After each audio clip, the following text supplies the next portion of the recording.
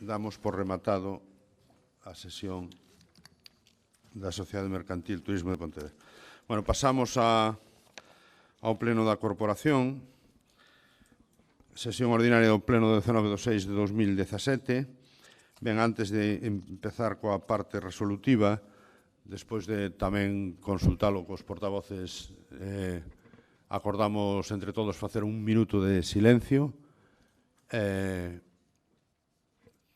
recordo ás vítimas dos incendios desta fin de semana en Portugal, e eu diría co desexo de que esta desgraza que non se repita e sirva para cambiar a política forestal, non, que tanto no norte de Portugal como en Galicia pois estamos padecendo e que ten moito que ver con unha catástrofe destas características, non?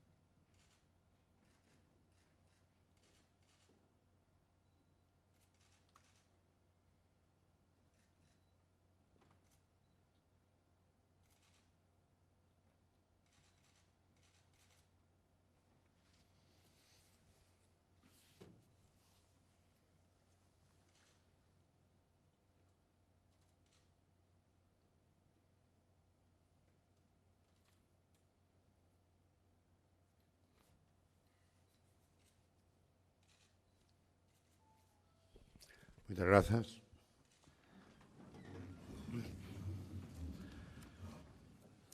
Hostia, as gafas, tío.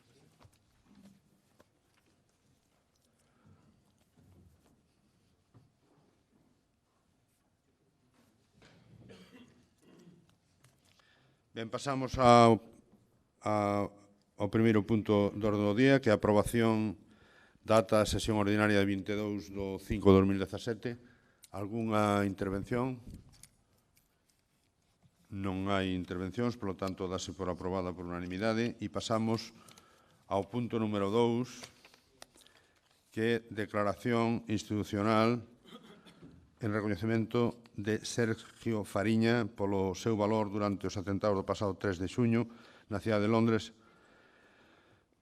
e lembranza de Ignacio Echeverría e rexeitamento de todos os actos terroristas. Esta proposta que parteu do Grupo Ciudadanos acordouse na Xunta de Portavoces facela unánime por todos os grupos e paso a lela.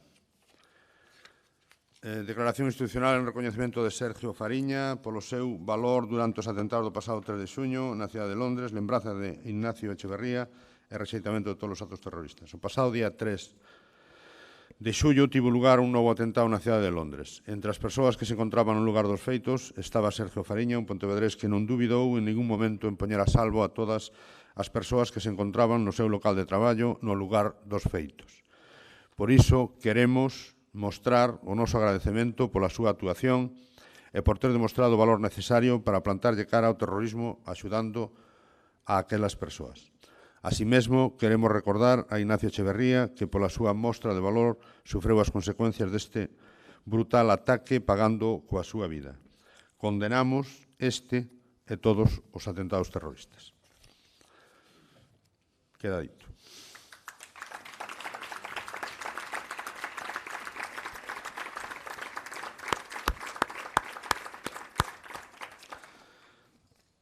Punto número 3, proposta de acordo da alcaldía aprobada pola Xunta de Goberno para rexeitar a creación do xulgado uniprovincial en materia de cláusulas abusivas hipotecarias. O señor secretario ten a palabra.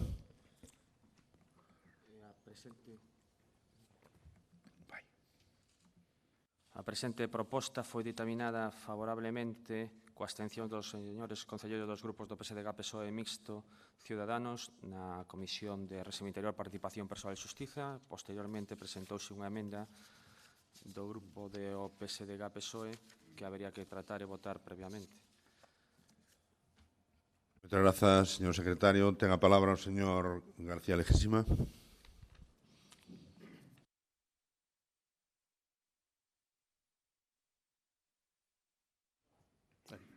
Bo día a todos e a todas.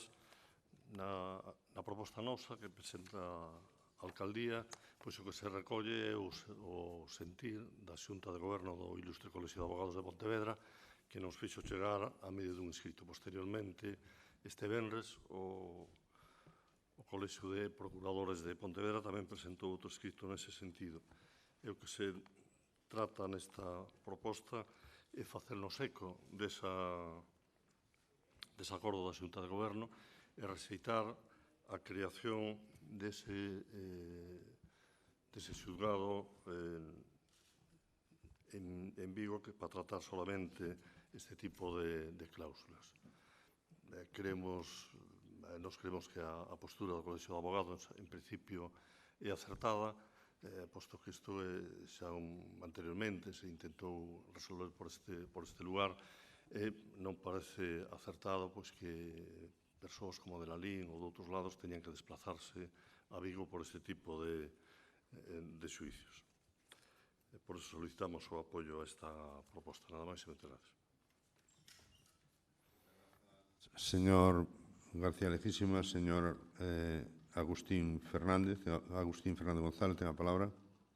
Gracias, señor alcalde. Bos días a todos e a todas. Nos, evidentemente, estamos a favor de que se axilice todo o que se poida a reclamación polas cláusulas abusivas hipotecarias. Non nos parece mal a proposta que se recolle do Ilustre Colexio Oficial de Abogados, pero temos que actuar coa coherencia como grupo político. E hai unha proposición non de lei presentada no Parlamento de Galicia e que foi aprobada por todos os grupos políticos por unanimidade, donde se insta ao Goberno do Estado, por parte da Xunta de Galicia, a crear 7 xulgados de reforzo en Galicia, un en cada capital de provincia e outros máis en Vigo, en Ferrol, en Santiago de Compostela. Non é unha emenda de supresión, é unha emenda de adición e é unha emenda de coherencia co que os partidos políticos, o Partido Popular, o Partido Socialista, Marea e BNG votaron no Parlamento de Galicia. Por tanto, nos parece que o lóxico é que todos manteñamos esa coherencia e sin modificar o texto do acordo proposto, se inclúa o apoio a aquelo que xa votamos no Parlamento de Galicia todos. Moitas gracias. Señor Agustín Fernández, ten pedido a palabra o señor Jacobo Moreira. Grazas, señor presidente. Moi bons días a todos. Eu, a igual que xa lle trasladei persoalmente hai unhas semanas ao decano do Colexio de Abogados, o Grupo Municipal do Partido Popular amosa tamén o seu desacordo con esta decisión de crear un xulgado uniprovincial especializado na tramitación en exclusiva dos pleitos que se interpoñan en materia de cláusulas abusivas hipotecarias, porque iso significa, ao contrario do que pasou cando se produciron os litixios relativos ás participacións preferentes, significa que calquera veciño de Pontevedra que queira reclamar judicialmente polas cláusulas CHAN terá que presentar obrigatoriamente a súa demanda no xulgado de Vigo, sen posibilidade de facelo en Pontevedra. Por lo tanto, nós non estamos de acordo con esa decisión, que é perxudicial para os veciños de Pontevedra, e por iso suscribimos esta declaración do Colexio de Abogados. En canto á proposta do Grupo Socialista, é unha proposta xa aprobada no Parlamento de Galicia, nós non temos inconvinte en aprobala tamén, pero creo que o importante era, en primeiro termo, manifestar e atender o requerimento do Colexio de Abogados e do Colexio de Procuradores. Nada máis e moitas gracias. Grazas, señor. Algúnha outra intervención ao respecto? Para, se non sometemos directamente á votación. O que pasa é que antes teremos que ver si aceitamos a proposta, se incluye como punto do Partido Socialista e se vota conxuntamente, ou votamos a emenda inicialmente e despois incluímos como Ben, se considera incluída a emenda do Partido Socialista e sometemos a votación as dúas cuestións. Votos en contra? Ningún. Abstencións? Ninguna. Votos a favor? Apróbase por unanimidade dos concelleiros e concelleiras presentes neste momento no Salón de Plenos. Punto número 4, proposición do Grupo do BNG para que a Real Academia Galega adique o Día das Letras Galegos a unha muller. O Día das Letras Galegas a unha muller. Señor secretario, ten un ditamen. Sí.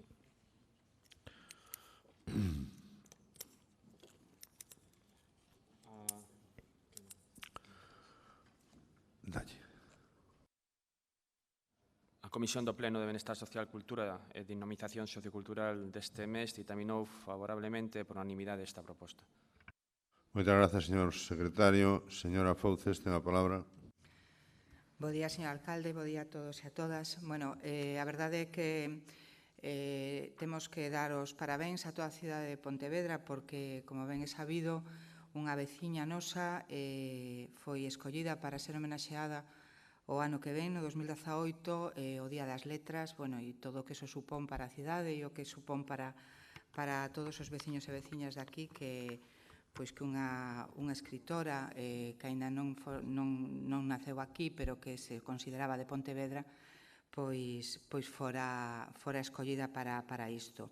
E, ademais, tamén os parabéns a toda a corporación, porque na comisión desta semana pasada, por unanimidade, aprobouse esta moción que como ben sabedes, como ben saben todos e todas, está, bueno, pois xa fora de tempo porque xa foi escollida o sábado, por iso desde o alcalde mandou en nome de toda a corporación o ditamen que se enviou como na comisión, o ditamen unánime para facerlle saber ao presidente da Real Academia Galega que a Corporación de Pontevedra xa ditaminara favorablemente para que unha muller este ano fora homenaxeada ao Día das Letras Galegas do 2018.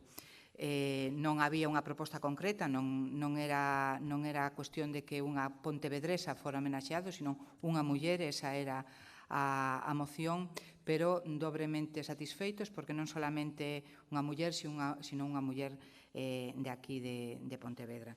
Polo tanto, moitísima alegría, moitísima lediza por telo acadado. Van alá 54 anos da conmemoración, ata este punto son 4 mulleres, 50 homes, polo tanto é evidente que aínda queda moito traballo por facer, que a metade do talento da sociedade que somos as mulleres pois deben de ter un recoñecemento merecido en este tipo de conmemoracións, polo tanto, aínda queda moito traballo por facer, probablemente a seguinte campaña terá que ser unha soa non é suficiente, terían que ser máis. Moitas grazas, en vista de que xa está todos os obxectivos sacados da moción, pois retirámola.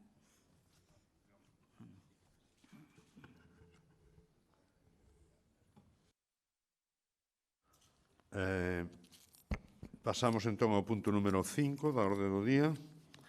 Proposición do Grupo Municipal do Partido Popular sobre adecentamento e melloras na parte exterior do pabellón municipal de deportes. O señor secretario ten a palabra para o dictamen da comisión.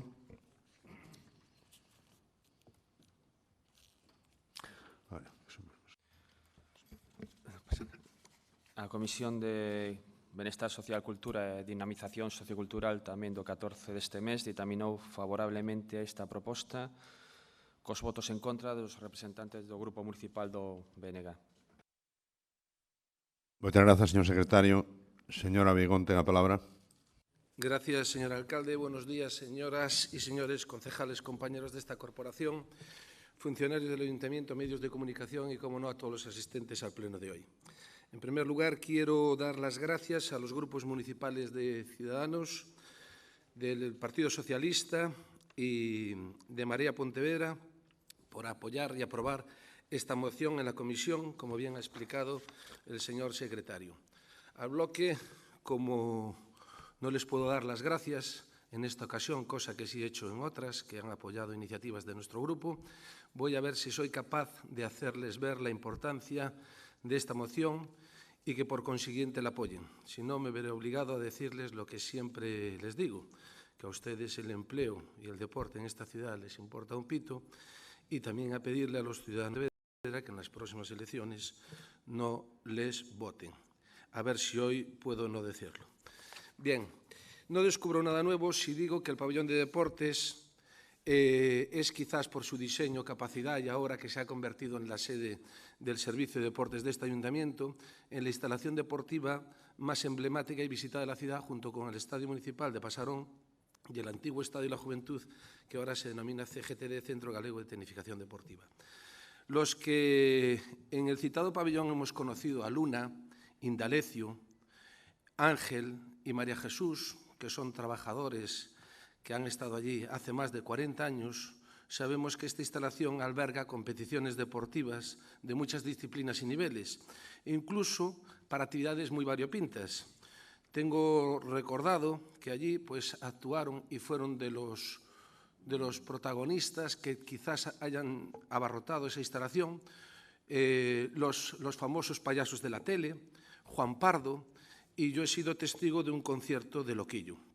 Y todas estas visitas que hemos tenido, tanto bueno, son los gustos musicales que tengo, lamento si no coinciden con los suyos, y todas estas visitas han provocado que sea un lugar de referencia.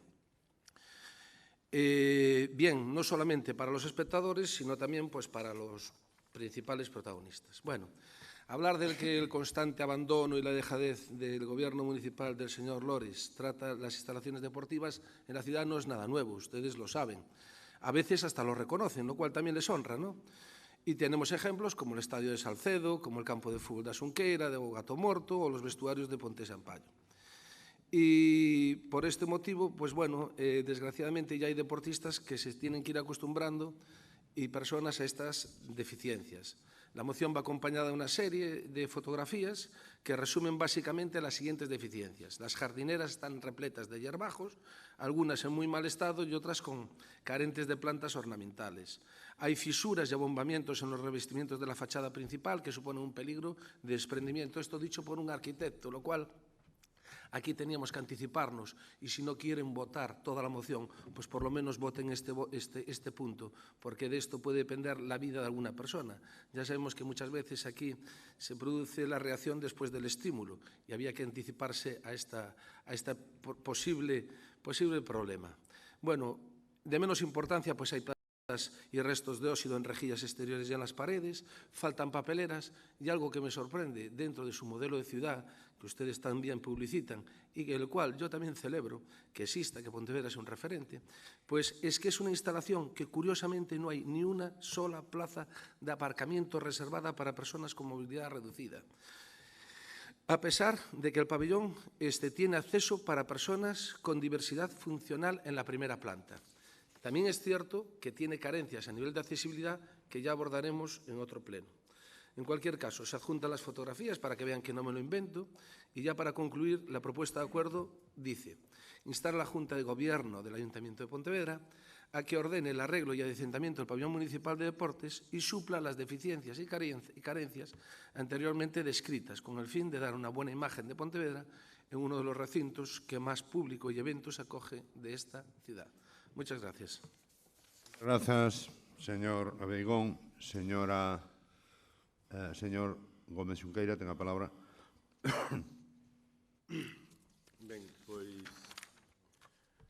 moitas grazas, señor alcalde. Bos días a todos e a todas.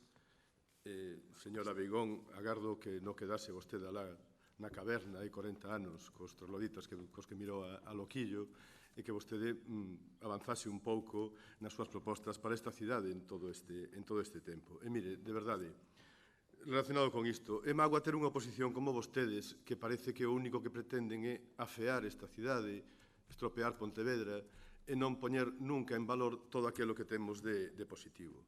Nestes 2 anos do último mandato, levanse feito investimentos no pabellón por perto de 1 millón de euros, entre as melloras da auga quente sanitaria, a mellora da cuberta, as obras de sostemento que se fan no pabellón continuamente, a mellora do alumeado. De verdade, vanse seguir facendo. E fronte a isto, vostedes que teñen que poñer? Uns yerbajos, que hai que poñer unhas flores de tempada, porque parece que non teñen ningunha outra idea máis que isto. Incluso na súa moción, o único que podía ter algo de enjundia simplemente é mentira. No pabillón de deportes, pode comprobalo aquí, a vostede que lle gusta poñer fotos, hai plazas para persoas discapacitadas, con persoas con mobilidade reducida. Existen, están aí. Están aí, vale. Por moito que vostede se empeñe en decir que esta cidade está mal, esta cidade está funcionando, e está funcionando ben, incluídas as instalacións deportivas. Pero é que quizáis na súa moción aínda hai outra cousa peor. Vostede, por exemplo, pídenos que coloquemos unhas papeleiras. Pero hai uns meses, cando cos seus compañeiros de bancada de oposición negociaron un suposto orzamento para esta cidade, vostede votou a favor da partida de retirar fondos para o mobiliario urbano, onde van incluídas as papeleiras, explico, pois non o sabe. Vale, como facemos iso? Como faríamos coa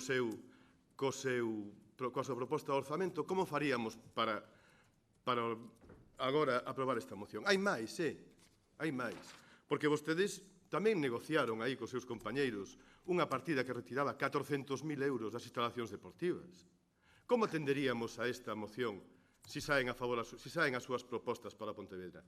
O que vostedes pretenden non é mellorar esta cidade, é afear, é molestar, é dicir que todo está mal. Debe ser relacionado coa frase de Rajoy. Pois bien, señora Beigón, fagan propostas como teñen que facelas. A cidadanía de Pontevedra, as veciñas e os veciños, puxéronos na oposición. Compórtense como unha oposición como ten que ser. Fagan as propostas, cando son os orzamentos, terá que vir un orzamento aínda novo para o noso Concello, e fagan propostas que despois podamos seguir ao longo do ano.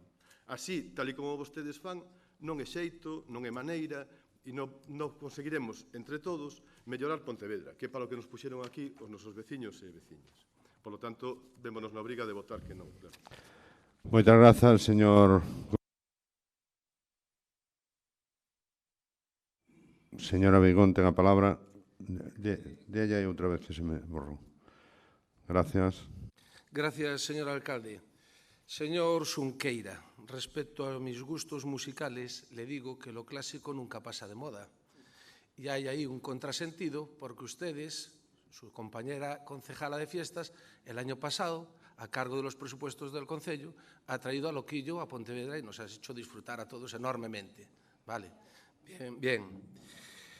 Yo no soy quien para darle ningún consejo, señor Xunqueira. No soy quien para ello. Como decía Cela, don Camilo, que cada uno se equivoque por sí mismo. Lo que sí le diría es que, por favor, hablara usted más despacio, porque así tendría más tiempo para reflexionar de las incongruencias que va diciendo. Mire, usted me habla de inversiones de miles de euros. Eso demuestra de las necesidades que tenía el pabellón. Después de 17 años que llevan ustedes gobernando, lo acaban de acometer hace muy poquito. Con lo cual nos dan la razón a las peticiones que le hemos hecho. Y si quiere frivolizar con los yerbajos, se lo puedo aceptar, ¿vale? Pero en cualquier caso da una imagen mala. Lo que sí incidí en la presentación de la moción es en la posibilidad o el riesgo que tiene del abombamiento de la fachada principal del pabellón. Eso sí que es serio. Yo con eso sí que no frivolizaría. En cualquier caso, su grupo veo que muchos no se enteran de las reuniones a las que asisten, porque este tema fue abordado en una junta rectora del IMD y ustedes no se opusieron. Hay puntos de esta moción que se han llevado y ustedes incluso han asentido que realmente es cierto. En cualquier caso, por su parte, no es inteligente votar en contra, porque tienen a la oposición que para algunos temas, que son temas serios y que son temas que valoramos, el empleo, el trabajo, la promoción de la ciudad, pues somos, y el deporte, evidentemente, quizás muy importante también, iba a decir el que más, pero sería una exageración, pero que en este caso van a apoyar la moción. Entonces se podían haber sumado a ella y sería inteligente, porque así de alguna forma la gente del deporte no pensaría lo que le voy a decir ahora, que a ustedes el empleo y el deporte de esta ciudad les importa un pito. En cualquier caso, y ya para concluir, decirle a los pontevedreses que aman el deporte y les gusta la vida sana, que en las próximas elecciones municipales a ustedes no les voten. Muchas gracias. Perdón. Respecto a las plazas de minusválidos, perdón, señor alcalde. Curiosamente, me dicen mis compañeros que eso que han hecho ha sido pintar las plazas después de que la moción fue presentada. Y eso, en el deporte, es lo que se llama juego sucio o la falta de fair play. En cualquier caso, repito, cuando tomé esas fotografías se han hecho y si tienen alguna duda no tengo ningún inconveniente en el próximo pleno en traerles las fotografías. Al principio pensé que era una broma de Photoshop, lo cual pues me parecería una ocurrencia, a lo mejor con intencionalidad de que lo quieren hacer y que lo asumen, pero me parece una falta de elegancia política que hayan hecho eso después de haber presentado la moción. Nada más, gracias. Muchas gracias, señor Abigón. El próximo día preguntamos a usted cando temos que pintar as plazas. Non se preocupe. Alguén máis quere... Señor Gómez Junqueira, quere intervir? Moi brevemente sobre isto das plazas. Nos últimos 2 anos... Moitas gracias, señor alcalde. Nos últimos 2 anos pintáronse en Pontevedra, resinalizáronse en Pontevedra 161 plazas para persoas con mobilidade reducida e síguese facendo ese traballo.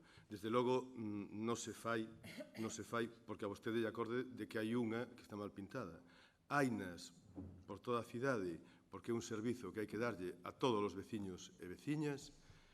Está previsto neste ano reparar outras 50 e tantas. Vale? Moitas grazas. Grazas, señor Xunqueira. Señor Abigón. Nada, simplemente, yo también muy brevemente. Señor Xunqueira, le garantizo que cuando fui a hacer las fotografías y la inspección exterior del pabellón, esa plaza no se contemplaba, esas plazas. Y celebro que ustedes tengan esa iniciativa porque ese colectivo lo requiere y cuantas más plazas haya, este grupo se lo va a aplaudir. Pero en este caso no estaba, la han repintado después de haberse presentado la moción. Punto. Moitas grazas. Sometemos o asunto a votación. Votos en contra da moción. 12. Abstencións. Ningunha. Votos a favor. 12. Hai que volver a votar. Votos en contra da moción. 12. Abstencións. Ningunha. Abstencións. Ningunha. Votos a favor. 12. Por lo tanto, queda recitada. Pasamos ao seguinte punto. Ratificación da urxencia e aprobación, no seu caso, de proposición do Grupo Municipal do PSDG-PSOE para a instalación de aparatos de gimnasia adaptados para persoas maiores nos parques de Pontevedra e realización de melloras na accesibilidade das zonas de xogo dos mesmos. Señor secretario, non hai, porque hai que ratificar a urxencia. Dase por aprobada a urxencia por parte dos grupos? Pregunto. Sí. Pois se dá por aprobada, ten a palabra señora Castro Rei. Sí, bo día. Bueno, esta moción foi presentada en novembro do ano pasado e retirada posteriormente da orde do día por ser similar a outra exposta polo Grupo Cidadáns, que asumimos e apoiamos. Pero, a pesar de ser aprobada neste pleno en novembro, transcorridos 7 meses o Goberno Municipal non fixo ningún cambio, non fixo nada en relación a isto. É por ello por o que nos vemos obrigados a presentar esta moción, xa que para nosos socialistas tanto a accesibilidade para os nosos nenos e nenas como o benestar dos nosos maiores son cuestións fundamentais para hacer de Pontevedra unha cidade máis humana e pensada para todos e todas. O que pretendemos con esta moción é simplemente, por un lado, mellorar a accesibilidade dos parques infantís para que os nenos e nenas que teñan algún tipo de diversidade funcional poidan gozar deles como os que non o teñen, mellorar así a súa calidade de vida e facer do posible o dereito de igualdade de todas as persoas e, por outro, crear nos parques zonas de gimnasia pasiva con aparellos de gimnasia adaptados para que os nosos maiores podan tamén facer exercicio físico, favorecendo así o seu envellecemento activo. Creo que na nosa cidade existen espazos verdes que están totalmente desaproveitados. Hai 2 semanas estiven en Valladolid e quedeime alucinada co parque chamado Campo Grande. Trátase dunha zoa verde situada no centro da cidade con árbores milenarias onde se integran perfectamente as zonas de xogos para nenos e maiores. Hai 5 ou 6 zonas de randeiras adaptadas ás diferentes edades, zonas de ximnasia pasiva. Miraba con envexa ao ver que nós nesta cidade temos zoas como Alameda ou as Palmeiras tan desaproveitadas. Por iso polo que reiteramos esta moción e solicitamos nela o seguinte: que o Concello de Pontevedra realice un estudo sobre a accesibilidade e seguridade de todos os parques infantís desta cidade. Que o Concello de Pontevedra estude tanto en parques como en zonas utilizadas para o paseo a instalación de aparellos de ximnasia adaptados, permitindo ampliar a rede de circuito ao aire libre para o exercicio de persoas maiores. Que o Concello de Pontevedra garanta a todos os parques infantís de nova creación que reúnan os parámetros de accesibilidade na súa totalidade, do mesmo xeito que cando se proxecte a ampliación de algún xa existente, e que unha vez realizado estes estudos e emitidos os informes correspondentes por parte do Servicio Técnico Municipal, inclúase unha partida nos orzamentos do ano que ven para a súa execución. Moitas grazas, señora Castro Rey. Señora Rey Martínez, ten a palabra.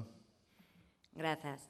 O certo é que fai 8 meses Cidadáns presentou unha moción para incorporar aparatos de ximnasia adaptados a persoas maiores, e certo é tamén que aprobouse por unanimidade. A fixemos porque, como di a señora Castro, era unha demanda da veciñanza. O señor Bará dixo naquel momento que poderían tela en consideración e máis que farían un estudo serio de utilidade, de necesidade e de oportunidade. Eu alégrome de que o Partido Socialista presente hoxe de novo esta moción e que a amplíe, ademais, para mellorar os parques infantís. Supoño que teremos que empezar a traer mocións repetidas aos plenos a ver se así o Grupo de Goberno as toma en consideración, porque polo de agora non o fai. Moitas grazas, señora Rey. Señora Moreira, ten a palabra. Moitas grazas, bos días. Dende Marea Pontevedra apoiamos esta proposta porque non temos constancia da existencia dun estudio global que detecta as necesidades e demandas por barrios e por parroquias de parques infantís adaptados, nin circuitos ao aire libre para o exercicio das persoas maiores. Co cal, as reformas desta índola responden á improvisación. A SEMADE se está a cumprir con a legislación en materia de accesibilidade, nin a legislación en materia de seguridade nos parques infantís, como recolle o decreto 245 do ano 2003. Moitas grazas. Moitas grazas, señora Moreira. Señor Abeigón, pediu a palabra. Señora Abeigón. Señora Abeigón, ten a palabra. Vale. Gracias, señor alcalde. Señora Castro, doña Paloma, me da mucha rabia que usted traiga al pleno de hoy esta moción. Y más por la vía de urgencia. Porque usted, señora Castro, es una buena señora. Y me da rabia decirle que esta moción es, no sé cómo calificarla, pero es de si indecente, vergonzosa, oportunista o incluso deshonesta. Y no lo digo por el contenido de la moción, Dios me libre, una moción de deportes. Jamás en la vida lo diría por eso, sino por lo que a continuación le voy a explicar. Primero, permítame que le diga que la culpa de que esta moción se traiga hoy en el orden del día es, en primer lugar, de su portavoz, el señor Fernández don Agustín, por consentirlo. Y segundo, de nuestro alcalde, el señor Lores, don Miguel, que, visto lo visto, demuestra que ni él ni sus concejales se leen las mociones. Porque esta moción es igual a una que ya se trajo a este pleno por parte del Grupo Mixto Ciudadanos, la cual fue aprobada, ya sé que lo dijo, pero espere que termine y ya le voy a explicar, la cual fue aprobada por unanimidad, los 25 concejales de toda esta corporación, tras incluir en la misma una serie de enmiendas in voce que presentó este grupo municipal del cual yo estoy ahora representando, el Grupo Municipal Popular, y que la señora Rey amablemente aceptó, y que por consiguiente no tiene objeto volver a tratar en el Pleno algo que ya fue previamente presentado. debatido e incluso aprobado.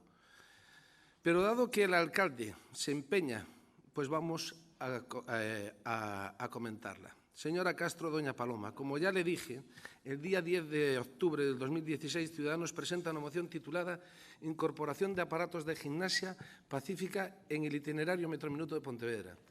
Dicha moción se trae al Pleno para su exposición, debate y aprobación el día 24 del 10 del 2016. El día 14 de noviembre del 2016, usted registra su moción titulada Instalación de aparatos de gimnasia adaptados para personas mayores en los parques de Pontevedra y continúa una coletilla más. Es decir, 1 mes y 4 días después de que la señora Rey presentara su moción y 21 días después de aprobarse en el Pleno Municipal por unanimidad. Mire, aquí tengo ambas mociones, las tengo aquí, y le voy a comentar algunas de las coincidencias. En el título de su moción coincide con el punto 3º de la propuesta de acuerdo de la señora Rey. Por otro lado, el 6º y 7º renglón de su propuesta, del párrafo de exposición de motivos, coincide con el 3º de la exposición de motivos de la señora Rey. El 4º y 5º renglón de su segundo párrafo de la exposición de motivos es igual al punto 1º de la moción de la propuesta de acuerdo de la señora Rey. Yo, si quiere, luego se los digo y los comparamos, pero bueno, yo al final he llegado a la conclusión de que usted tiene poderes. El quinto renglón del 5º párrafo de su exposición de motivos es igual al último renglón del párrafo 3º de la exposición de motivos de la señora Rey. El punto 2º, bueno, podría seguir, pero vamos a llegar al punto F. Y para terminar las coincidencias, el punto 4º de su propuesta de resolución es igual al punto 2º de la propuesta de acuerdo de la señora Rey. Exactamente igual, con las mismas palabras.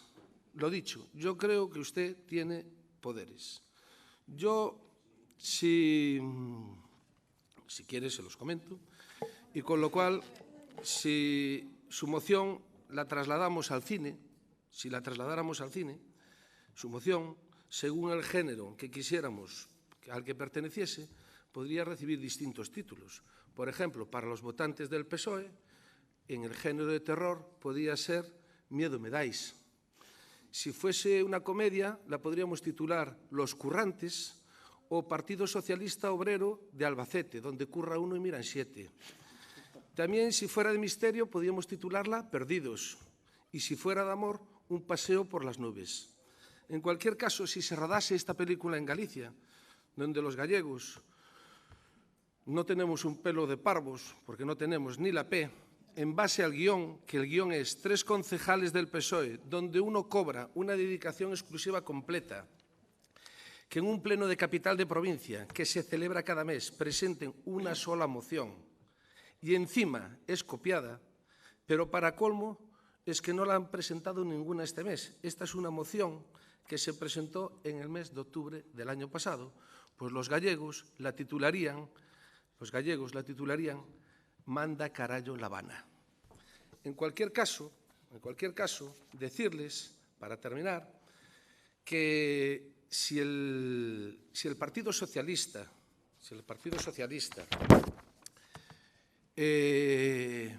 no tiene ideas, que no se preocupe, que yo desde el aprecio personal que sabe que le tengo a ustedes, me comprometo con la mayor discreción a facilitarles motivos por los cuales ustedes pueden traer mociones en materia deportiva, con la máxima discreción, para que se debatan aquí.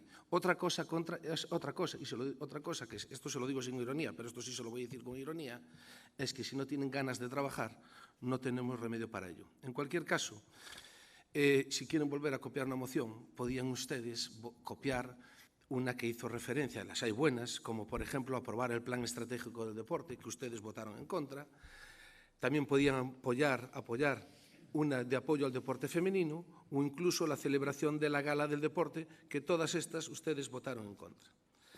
En cualquier caso, me llama la atención su preocupación ahora por el deporte, porque hemos vivido uno de los capítulos más dramáticos en los últimos años del deporte federado en Pontevedra, que es la falta del cobro de las subvenciones, y el único partido que se erigió en defensa de los clubs y de los deportistas fue el Grupo Municipal del Partido Popular. A ustedes no se les oyó. Repito, vienen ahora con una moción de hace más de 6 meses y encima que está copiada del Grupo Ciudadanos. Bueno, en lo que sí coincidimos, señora Castro, en lo que sí coincidimos es en el que el bienestar de nuestros mayores son una cuestión fundamental para hacer de Pontevedra una ciudad más humana. Y, por lo tanto, como nosotros coincidimos con esto, pues le vamos a votar a favor de su moción. Muchas gracias, señora Castro. Moitas grazas. Ten a palabra o señor Oubiña. Moitas grazas. Señor Oubiña, ten a palabra.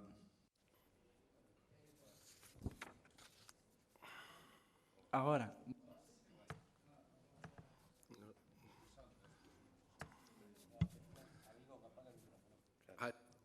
Agora, podo falar? Moitas grazas, señor alcalde. Bo día a todos e máis a todas. A verdade non sei a quen vamos a poñer a medalliña despois das intervencións que se sucederon aquí nesta moción. Eu, pola miña parte, non acabo de entender os motivos para traer esta moción por urxencia, mais se cabe cando vostedes mesmos non a consideran, nin a consideraban un tema urxente. E explícome. Vostedes presentan esta moción o 14 de novembro. E ata o día de hoxe non a traen a pleno, nin a traen a comisión, nin se ditamina, nin nada. Eu non sei se é que vostedes non tiñan outras mocións para traer ou non sei que lles pasou aí, pero, bueno, a verdade é que aquí o que se trata de ser serios, ademais tamén temos a prensa que está aquí traballando. Van ya lá xa uns cantos meses dende que en novembro se comezaban os primeiros pasos do orzamento e, posteriormente, ese acordo que vostedes fixeron para a elaboración dun orzamento alternativo e despois que presentaron aquí e demais. Ese orzamento no que vostedes parecíalles de tan pouca enxundia esta moción que nin siquiera a incluíron nin nas súas emendas nin nese proxecto de orzamento conxunto que fixeron co Partido Popular. Bastante significativo isto. Por outra banda, cabe destacar que da lectura da propia moción non é moito máis interesante no contido e que quizáis por iso descartaron as sabendas de que a maior parte do que solicitan xa está en marcha e o resto que non está en marcha o que se busca é atrancar os servizos técnicos con estudo do estudo do estudo. Bueno, non sei se decataron aínda de que viven en Pontevedra, de que non é preciso que veñan vostedes a darlle leccións aos nosos servizos técnicos. A cidade ten, entre moitos outros, o Premio CERMI por a xeralización da accesibilidade universal en todo o espazo urbano, ten o Premio Mobilidade Sostíbel do segundo encontro das cidades de seguridade viaria, ten o Premio Intermodes, ten o Premio ONU Habitat, que, entre outros, é pola mellora da mobilidade sostíbel e a atención dos espazos públicos, o Premio Center for Active Design da Fundación Bloomberg polo deseño da cidade que promove a actividade física, a mobilidade a pé, etc. E podería seguir. Por iso, pareceme ben pouco ambiciosa a súa moción. Unha das diferencias entre vostedes e o goberno é que dende o goberno procurámonos pola accesibilidade universal en todos os espazos, nos parques, nas rúas, nas prazas, nos camiños, etc., en todos lados. Mentres que vostedes din procurar a accesibilidade son nos parques. E digo din procurar porque unha das emendas que levaban no seu proxecto fracasado de orzamentos era o da eliminación dos pasos de peón sobrelevados para a creación de vías sanitarias libres de lombos. Explícome. As vías sanitarias libres de lombos o que buscaban era correrse en control, que os coches fosen a todo meter polas rúas da cidade, dificultando a mobilidade das persoas maiores, dificultando a mobilidade dos nenos e poñendo en perigo o xogo, porque non só se xoga, nin só se fai deporte dentro de recintos pechados, nin dentro de espazos vallados. Tamén se xoga fora deles, tamén se fai deporte fora deles. E vostedes, con aquela moción ou con aquela emenda ou como lle queiramos chamar, o que buscaban era roubarlle ese dereito aos nenos e ás nenas ao xogo, perturbando a súa mobilidade, perturbando a súa tranquilidade. Para rematar, quero anunciar o noso voto en contra. Entre outros motivos, polo exposto, polo exposto, e máis tamén porque é tal o seu desinterese e o seu desleixo que nin se preocuparon en cambiar o último punto da moción que di exactamente inclúase unha partida nos orzamentos de 2017. Non sei se se enteraron. Os orzamentos de 2017 están aprobados e están en marcha. Así que, nada máis, moitas grazas. Moitas grazas, señor Oubiña. Señora Rey, ten a palabra. No, señora Rey Martínez. Sí. Señora Rey Martínez. Señor...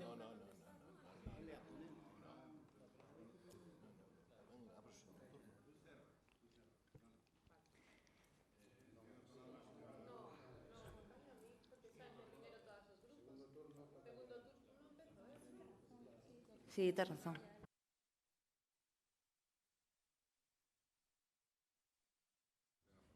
Sí, bueno, en primer lugar, o señor Abeigón Don Tomás, quero dicirle que eu xa sei que o pleno é o seu minuto de gloria ao mes, ten que aproveitalo. Ademais, entendo que dedica moito tempo ás mocións e a preparar as mismas e, por tanto, entendo que ten que leelas, pero, por favor, un pouco de lugar á improvisación. Se os acontecementos do pleno van por outro lado, e eu xa dixen dende o primeiro momento que esta moción foi presentada en novembro,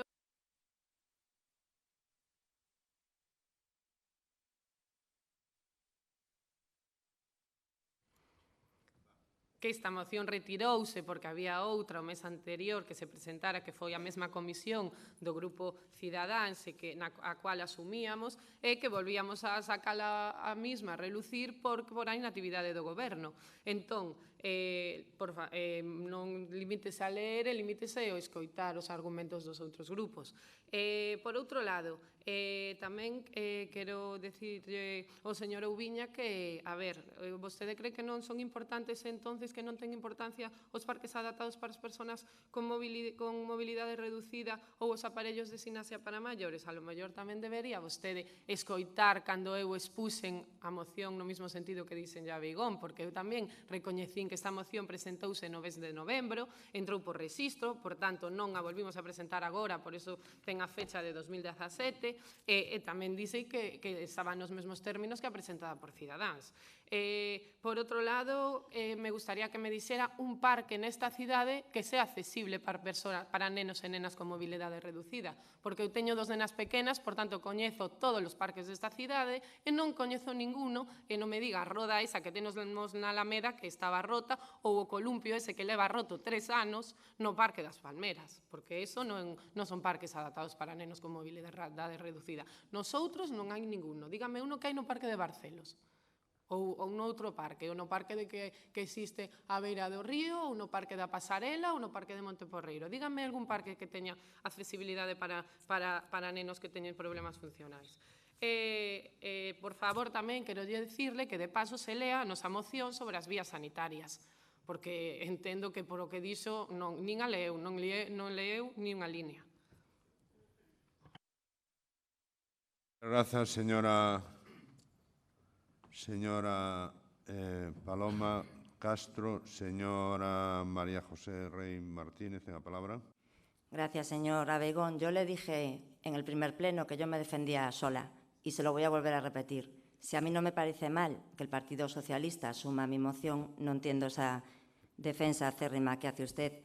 Por otro lado, señora Castro, yo no sé si usted es buena señora o no. A mí me llega con que sea buena persona. Lo demás creo que sobra. Y, señor Oubiña, tengo aquí el acta de aquel pleno en el que el señor Bará dice que le parece necesario que se haga un estudio serio de utilidad, de necesidad y de oportunidad. Y creo que el señor Bará no estaba en la oposición.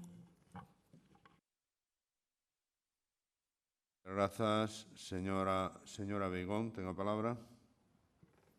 Gracias, señor alcalde. Voy a ampliar mi minuto de gloria a 2. Yo no defiendo a Ciudadanos.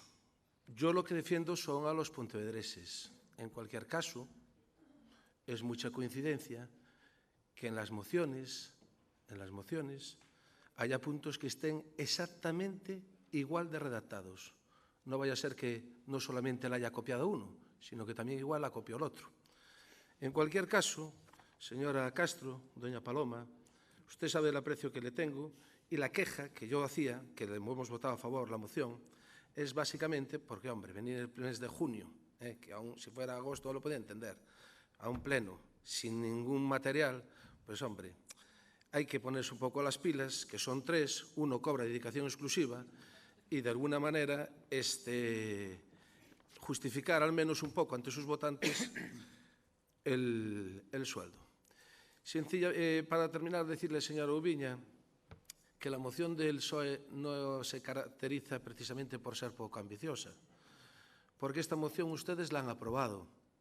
La han aprobado y la hemos aprobado por unanimidad, porque, les repito, las tengo aquí, las he cotejado, he pasado trabajo. Sí, señora Castro, tiene razón.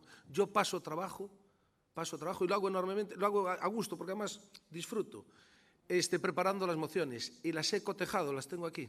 Tengo aquí los párrafos.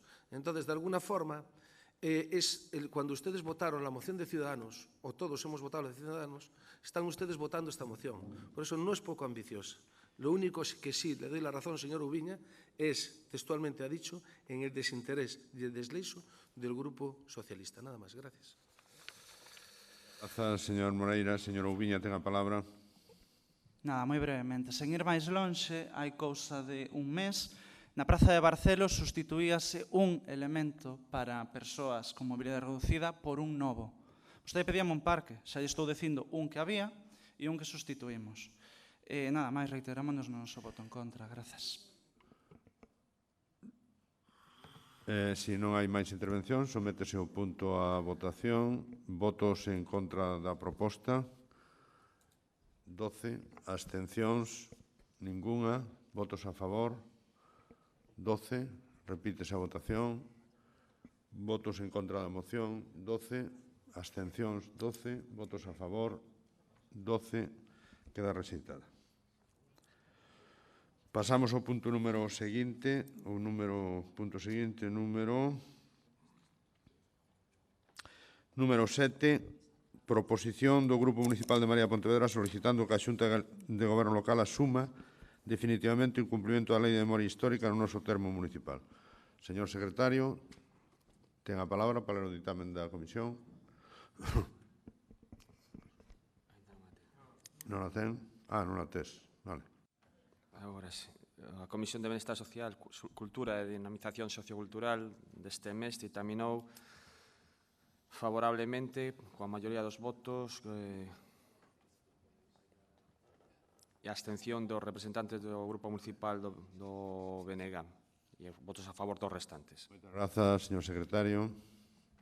Ten a palabra o señor Rei Núñez. Grazas, bo día a todos. A Lei de Memoria Histórica, a denominada Lei de Memoria Histórica, di no seu artigo 15, apartado 1, as administracións públicas, no exercicio dos seus compromisos, tomarán as medidas oportunas para a retirada de escudos, insignias, placas e outros obxectos ou mencións conmemorativas de exaltación persoal ou colectiva da sublevación militar, da guerra civil e da represión da ditadura. Este Concello foi eliminando do seu rueiro nomes franquistas e substituíndoos por outros merecentes de recoñecemento popular. Con todo, esta revisión e a súa obrigada aplicación normativa ainda distan hoxe, en xuño de 2017, de ser completas. A legislación deixa aberto como acordar os cambios e mesmo que órgano ten a competencia ao respecto. Non o concretan nin a Lei de Bases de Réxime Local, nin a de Administración de Galicia, nin tampouco, no caso de Pontevedra, o Regulamento Orgánico do Pleno ou unha ordenanza específica que probablemente non faga falta. En Pontevedra, en ocasións anteriores, optouse polo acordo plenario e unha vía que compartimos con moitos concellos, aínda que noutros tamén se optou por impulsar as remudas na Xunta de Goberno, na súa Xunta de Goberno, ou a través dun decreto da alcaldía. Igualmente, é variado o abano do asesoramento ao que se recorreu para argumentar os cambios. Hai estudos e informes emitidos tanto por comisionados de expertos como por grupos universitarios de investigación ou polas propias comisións informativas do Pleno. A respecto disto, o concelleiro responsable da materia en Pontevedra afirmou na sesión plenaria de agosto de 2016: non somos moi partidarios de someter esta cuestión ao criterio único, exclusivo e prioritario dos expertos e das expertas. No pleno de novembro de 2016, hai 7 meses, o mesmo concelleiro dixo: propoñemos que na próxima Comisión de Benestar Social se analice esta cuestión para facer unha revisión absoluta da nomenclatura das rúas urbanas a fondo e de verdade. Celebradas esa xuntanza e 7 xuntanzas máis desa comisión, o asunto non entrou en ningunha das súas ordes do día. Dado que o pleno de xullo de 2015 acordara tamén impulsar a feminización do Rueiro e algo, por tanto, de plena vixencia, o noso grupo municipal propón o seguinte: co ánimo de respetar as víctimas e os seus familiares, de completar a democratización do Rueiro da cidade e de eliminar de xeito definitivo calquera símbolo, homenaxe ou enxalzamento da ditadura do Xeneral Franco, e máis para evitar posibles denuncias contra esta corporación por incumprimento da Lei de Memoria Histórica, instamos a Xunta de Goberno Local a tomar a iniciativa para cumprir e facer cumprir esa lei no noso termo municipal, sen máis dilacións e a través da fórmula que se estime máis acaída e con acordo final en pleno. Moitas gracias. Señor Rei Núñez, señor Fernández González, ten a palabra.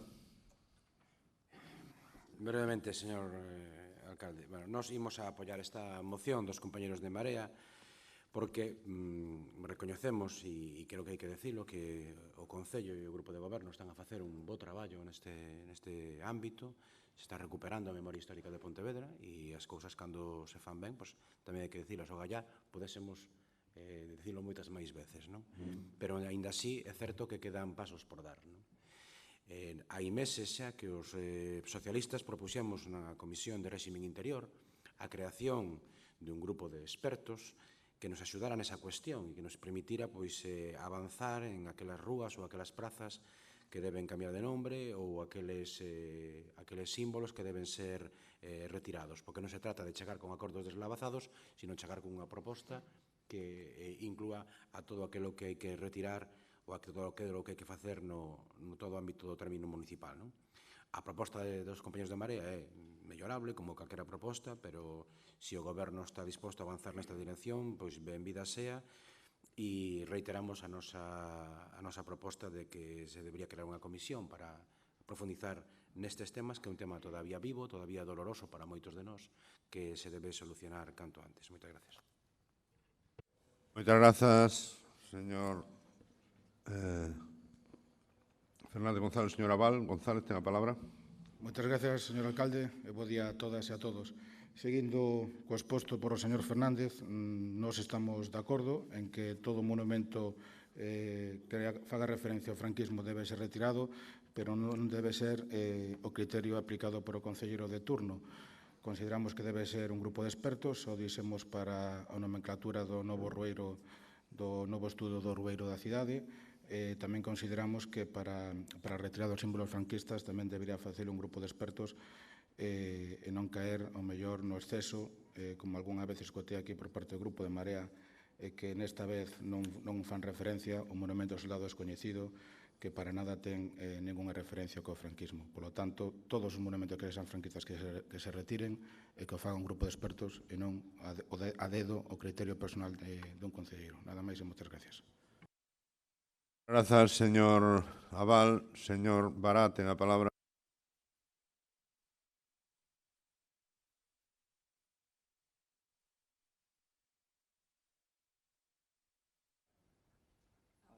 Grazas, señor alcalde. Moi bo día.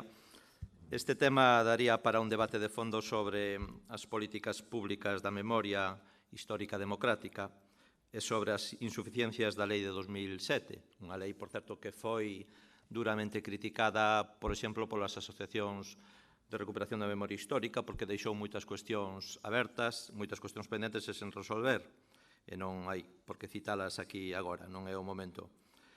En todo caso, houve un informe contundente a respecto das políticas públicas da memoria, da súa insuficiencia, do ano 2012, do relator da ONU para os Dereitos Humanos, Pablo de Greiff, que puxo en evidencia como se estaban conculcando dereitos fundamentais como o dereito á verdade, á xustiza e á reparación polas carencias da propia lei e, sobre todo, polas políticas que ven facendo o Partido Popular nas institucións nas que goberna, deixando esta cuestión de lado e non só iso, senón eliminando todo tipo de axudas que hai a este respecto, o que podía haber na legislación.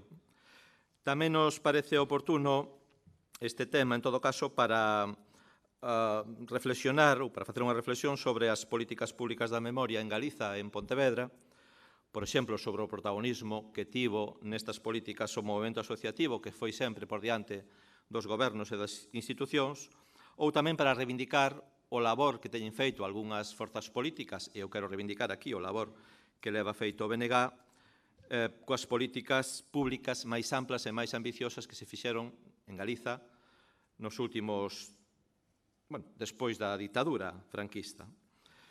E tamén para reivindicar a necesidade dunha política pública da memoria en Galiza que xa temos trasladado a distintas institucións e que non contou co apoio do Partido Popular.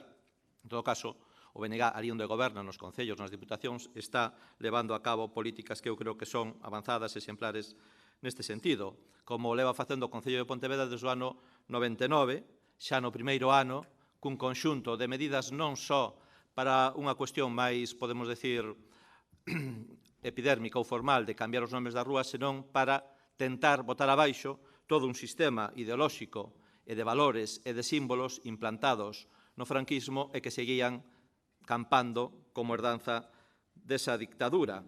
E aí está o recoñecemento institucional das víctimas, pero tamén o establecemento do laicismo como práctica institucional ou o feito de acabar con prácticas sociais e supostos costumes e tradicións de toda a vida que eran profundamente clasistas e sexistas.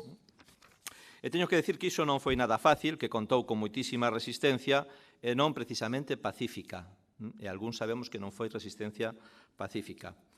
Nese contexto, no primeiro mandato, desenvolvéronse numerosas iniciativas, entre elas o cambio de unha boa cantidad de nomes de rúas e de placas que tiñan esa simboloxía franquista.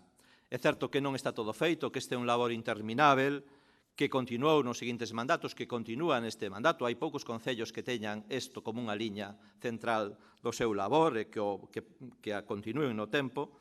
E, neste sentido, agora estamos centrando os esforzos nos estudos e na divulgación sobre a recuperación da memoria histórica, da resistencia e da solidariedade, cunha perspectiva especificamente de xénero e de clase, e desenvolvendo neste sentido o programa A Memoria das Mulleres, que é tamén un programa pioneiro no noso país, en Galiza e no Estado. No tocante aos nomes das rúas, e máis alá dos nomes franquistas, por certo, onde pode haber algunhas dúbidas ou pode haber algúns casos discutibles, e tamén é discutible neste sentido a propia aplicación da lei da memoria histórica, porque a veces o que leve é a judicializar esta cuestión. E recordo aquí que hubo un concello que eliminou, sustituíu 46 nomes de rúas franquistas e un xulgado paralizoulle esa decisión e obrigoulle a repoñer as placas franquistas. Iso con toda a lei da memoria histórica e con todas as bendicións, pero a xustiza actuando en contra da recuperación da memoria histórica. Cando tivemos este debate no pleno, eu o que fixen foi un plantexamento máis amplo, máis integral. Do que falaba eu era de facer un proceso de estudo, de reflexión e de análise para a democratización e a galeguización de toda a nomenclatura das rúas da cidade, afirmando naquel momento que había unha perspectiva, podemos decir, moi pouco galega, moi pouco laica, burguesa, clasista e sexista nunha grande cantidade de nomes de rúas da cidade e que se aplicamos un criterio democrático, un criterio galeguizador, un criterio de xustiza social e un criterio de xénero, posiblemente teríamos que cambiar o 60 ou 70% dos nomes actuais das rúas. Isto ao mellor sería desexable, pero tal vez non sexa oportuno nestes momentos.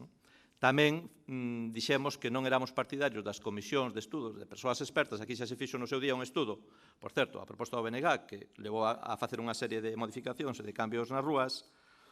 En todo caso, como o debate neste momento con esta iniciativa parece limitado á Lei de Memoria Histórica, concretamente o que establece respecto de cuestións de honores, distincións, placas, insignias e nomes de rúas, para o BNG, como dixemos, as políticas da memoria teñen que ir moito máis alá, pero como se centra o debate nesta cuestión, o BNG vai a apoiar esta iniciativa e o concelleiro responsable desta materia, que é o que lles fala, en nome do BNG vai mantendo os criterios ademais aprobados no pleno, que xa aprobamos unha moción tamén a respecto desta cuestión, vai trasladar unha proposta concreta a respecto da avenida de Fernández Ladreda, que é realmente das poucas cuestións que están neste momento en discusión, porque hai outros casos que serían dubidosos, que nos levarían a unha discusión interminable, e, en coherencia do aprobado polo Pleno, a proposta é que esta rúa se chame no futuro Avenida de María Victoria Moreno.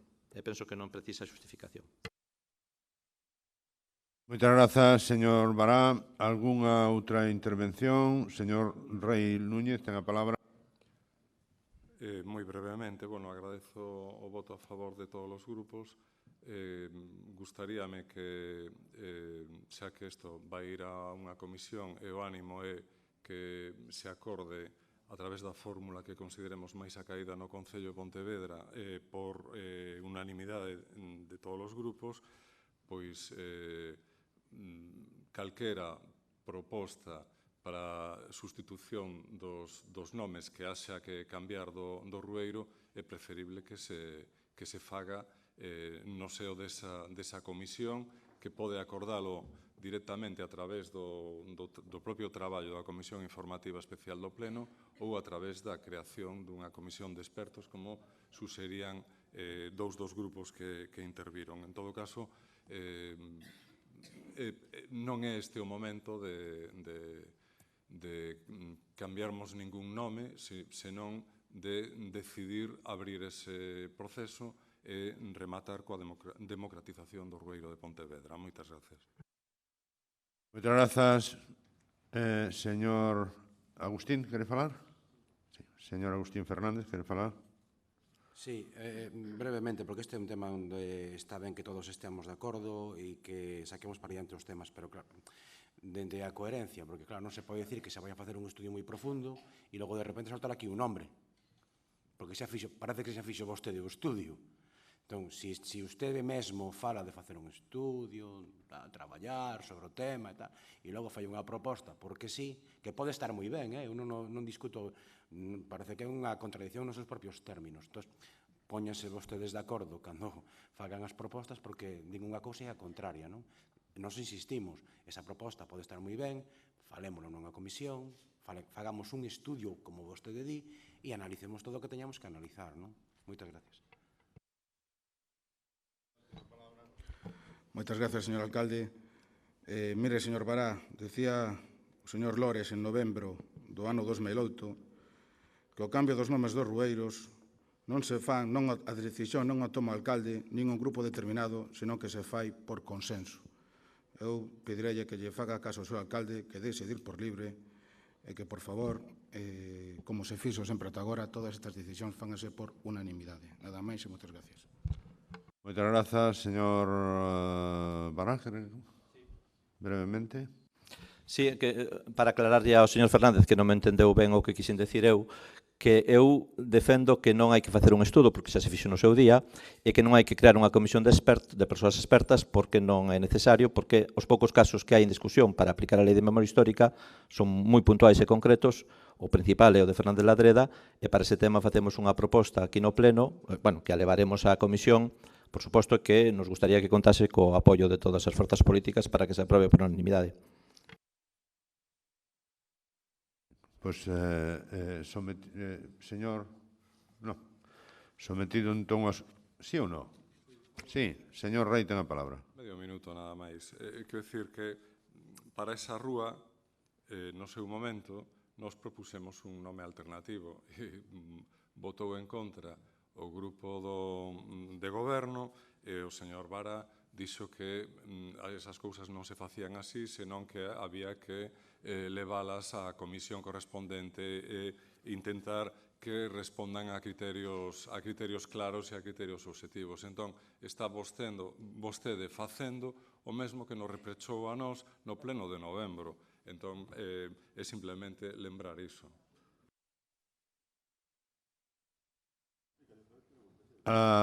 Sometemos o asunto a votación para ir á comisión. Vale.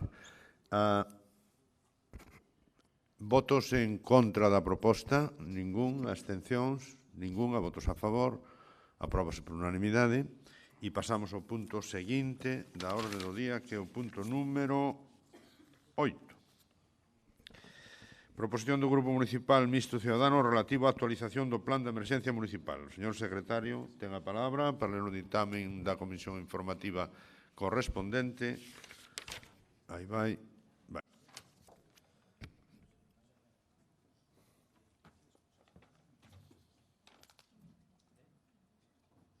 A presente asunto determinouse favorablemente na Comisión de Mobilidade e Infraestructuras, Obras e Servizos deste mes, cos votos a favor, cos votos en contra dos 4 membros do Grupo de BNG, os votos a favor dos representantes dos restantes grupos. Moitas grazas. A señora Rey. Gracias. Hay que actualizar el plan de emergencia y yo creo que es algo que ya no deberíamos ni siquiera de discutir. Los planes de emergencia deben estar acordes a las necesidades de la ciudad y es evidente que la Pontevedra del año 2007 no es la misma que la Pontevedra del año 2017.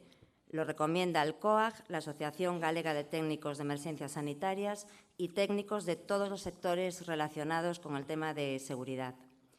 No veo yo motivos para no hacer una mesa de trabajo y actualizarlo.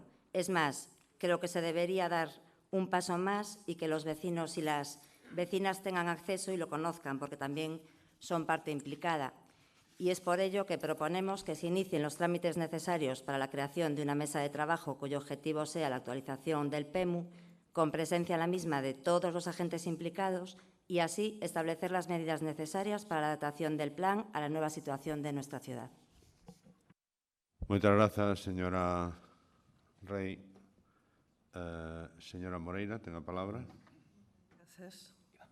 Pontevedra, como ben di, dentro do ano 2007, concretamente o 5 de xullo, que é a data da última actualización do PEMU, experimentou considerables cambios tanto a nivel de infraestructuras, viarios, densidade de poboación, que se deben contemplar nunha nova redacción do Plan de Emerxencia Municipal, na cal se debería contar con todo o colectivo profesional implicado.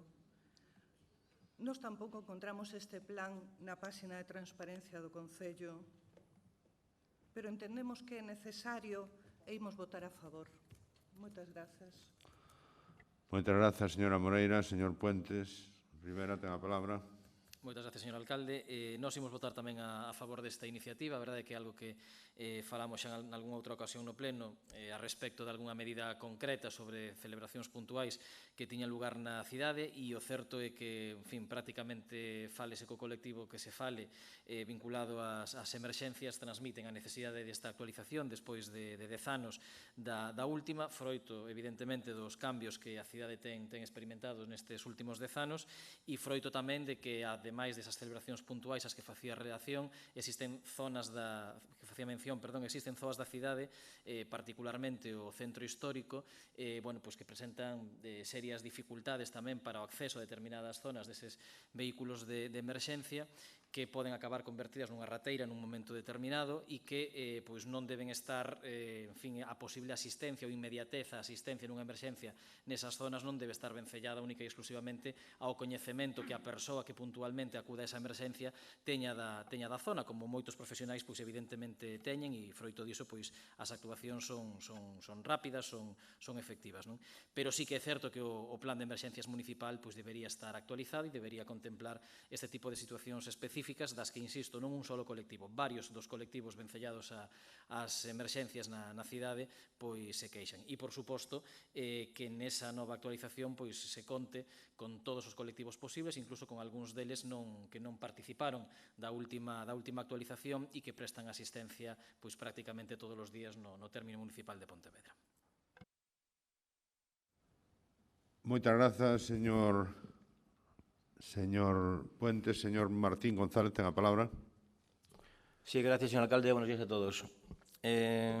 Avanzar que estamos de acuerdo con la propuesta que presenta aquí el Grupo Ciudadanos. Como bien se dijo aquí, la última actualización del plan de emergencias data del año 2007, ya son 10 años, y nos parece poco responsable una década para no tener actualizado un plan de emergencias municipal. Un plan que obliga a los municipios a realizar el Platerga, que es el Plan Territorial de Galicia. Entre las medidas del PEMU trabajan varios grupos de intervención, como es el grupo de la policía encargado de la seguridad, bomberos, intervención, protección civil, logística, sanitario, el 061 y otras fuerzas y cuerpos de seguridad del Estado. En opinión de los responsables y jefes de estos grupos de intervención, sí se debe modificar el plan de emergencias y se debe hacer con la periodicidad que requiere. En la ciudad ha habido cambios, ya no solo a nivel urbanístico, sino que también ha habido cambios en los organigramas de los equipos. Señora concejala de Seguridad Ciudadana, si hubo cambios, ¿cómo se procede a hacer una coordinación en caso necesario? Confiamos efectivamente en los grupos de Pontevedra, la policía, bomberos, pero ante una emergencia de este calibre, que es lo que está preveyendo el PEMU, ¿cómo se produce la coordinación si no ha habido una actualización? Ha habido grupos de intervención que ya no tienen los mismos responsables que antes. Entonces, no nos debemos tomar con dejadez el PEMU. Y en cuanto se deben hacer también simulacros en la ciudad, pero ya no solo simulacros que corresponden a planes específicos de protección que se hacen, tipo colegios, también se ha hecho en la facultad, se hará próximamente ahora uno en la estación, según tengo entendido, sino que el propio PEMU, con todas las fuerzas, se deben realizar simulacros para estar actualizados. Entonces, no dejemos este tema, le damos bienvenida a la propuesta y anunciamos, como he dicho antes, nuestro voto a favor. Muchas gracias. Muchas gracias, señor Martín. Señora da Silva, tenga a palabra. Grazas, señor alcalde, moi bo día. Bueno, das intervencións dos grupos despréndese que a situación que había no ano 2007, cando se aprobou o PEMU, que neste momento está vixente en Pontevedra, que non foi unha actualización, foi a aprobación do PEMU, é a mesma que na actualidade. O centro histórico no 2007 estaba igual que está agora. O que cambiou, dende o 2007 até agora, son os medios dos que dispón o Concello para actuar no centro histórico, porque hai no Servizo de Extinción de Incendios vehículos adaptados polo seu tamaño para intervir en rúas estreitas que antes non había, e agora sí. As rúas siguen sendo as mesmas. Temos un centro histórico de traza medieval, non cambiou do 2007 ao 2017. Os grandes problemas que tiña Pontevedra no ano 2007 ou os que poderían derivar nunha emerxencia moi grave, desgraciadamente, son os mesmos que temos agora. O Porto, e por eso non é desgraciadamente, pero é un dos graves problemas que pode haber que se sea necesaria unha intervención de emerxencias no Porto. Ence el Nosa, que sí que é unha das grandes instalacións que pode provocar un grave problema de emerxencia en Pontevedra, estaba no 2007 e segue agora, desgraciadamente, como decía, e pouco máis. As gasolineras que hai xa existían, as que poden ser focos de graves problemas de incendios ou de emerxencias graves, e as infraestructuras viarias e ferroviarias, lamentablemente, me refiro ás ferroviarias, son as mesmas. Efectivamente, hai que facer simulacros, e fanse simulacros organizados e coordinados polos profesionais, no campus, en colexios, en instalacións sanitarias, e mañán mesmo, ás 11 da noite, hai un simulacro que se vai facer na estación de tren, un simulacro dun accidente ferroviario. Faise en coordinación, lóxicamente, con Adif e con todos os servizos que teñen que intervir no caso dun accidente desas características. E están, obviamente, ao mando dese simulacro os profesionais do Concello que teñen a responsabilidade en emerxencias, bombeiros e policía local. Por parte da xefatura de bombeiros e da policía local, que son os profesionais encargados das emerxencias en Pontevedra, estáse elaborando a actualización do catálogo de recursos, porque, como lle decía, os recursos que temos hoxe son bastantes máis que os que tiñamos no 2007. E tamén é certo que houbo reunións cos responsables do 112 para mellorar a coordinación co 112. O ano pasado, o que pasou o ano pasado, non pode pasar este ano. O 112, para comunicarnos un incendio forestal, non chama nin a xefatura da policía local, nin chama a xefatura de bombeiros. Chama o alcalde. Algo que é absolutamente incomprensible. Eso non é un problema do PEMU de Pontevedra, é un problema da coordinación de emerxencias do 112. Eles mesmos o recoñecen. Non ten sentido que unha persoa do 112 chame ao alcalde por teléfono e diga: alcalde, está ardendo un pentello en Ponte Sampaio, 8 da tarde, cando había, desde as 4 da tarde, servicios de extinción do Concello de Pontevedra e da Xunta, tamén, obviamente, en Ponte Sampaio nun incendio forestal. Esa non é a forma de coordinarse. Iso é algo que hai que resolver, obviamente, pero non é un PEMU novo o que o vai resolver. Estas cousas fannas, como decía, os profesionais. Hai contactos tamén co 061 para comunicarse inmediatamente e hai un protocolo de actuación dos servicios profesionais de emerxencias do Concello de Pontevedra que ten demostrado en numerosas ocasións que funciona. Tivemos problemas graves, incendios graves, e se resolveron sen víctimas e coa rapidez necesaria para que os daños fosen os mínimos. Eu creo que están demostrando que son uns grandes profesionais.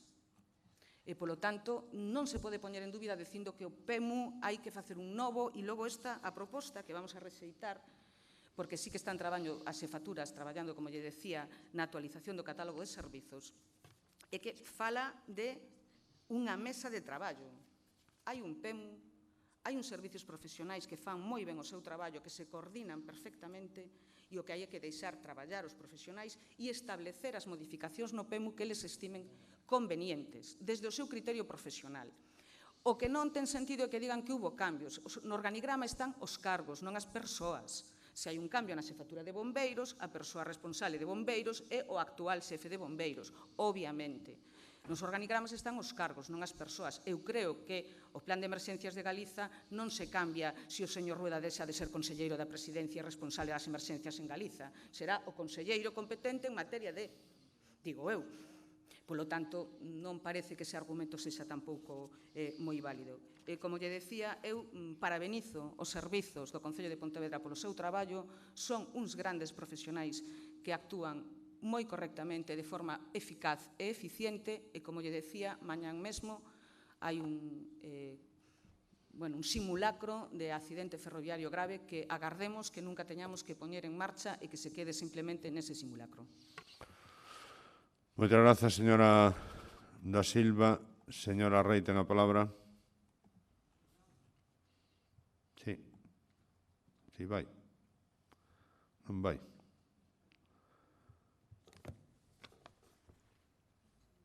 Apago o meu, non vai isto, tú. Nin aquí, nin aquí. Non, nin apago o meu, nin... Ahora vai, va. Gracias. Yo no sé si, señora Silva, pretende decirme, por ejemplo, que no han cambiado las direcciones de las calles de Pontevedra, que lo han hecho y creo que no han sido pocas.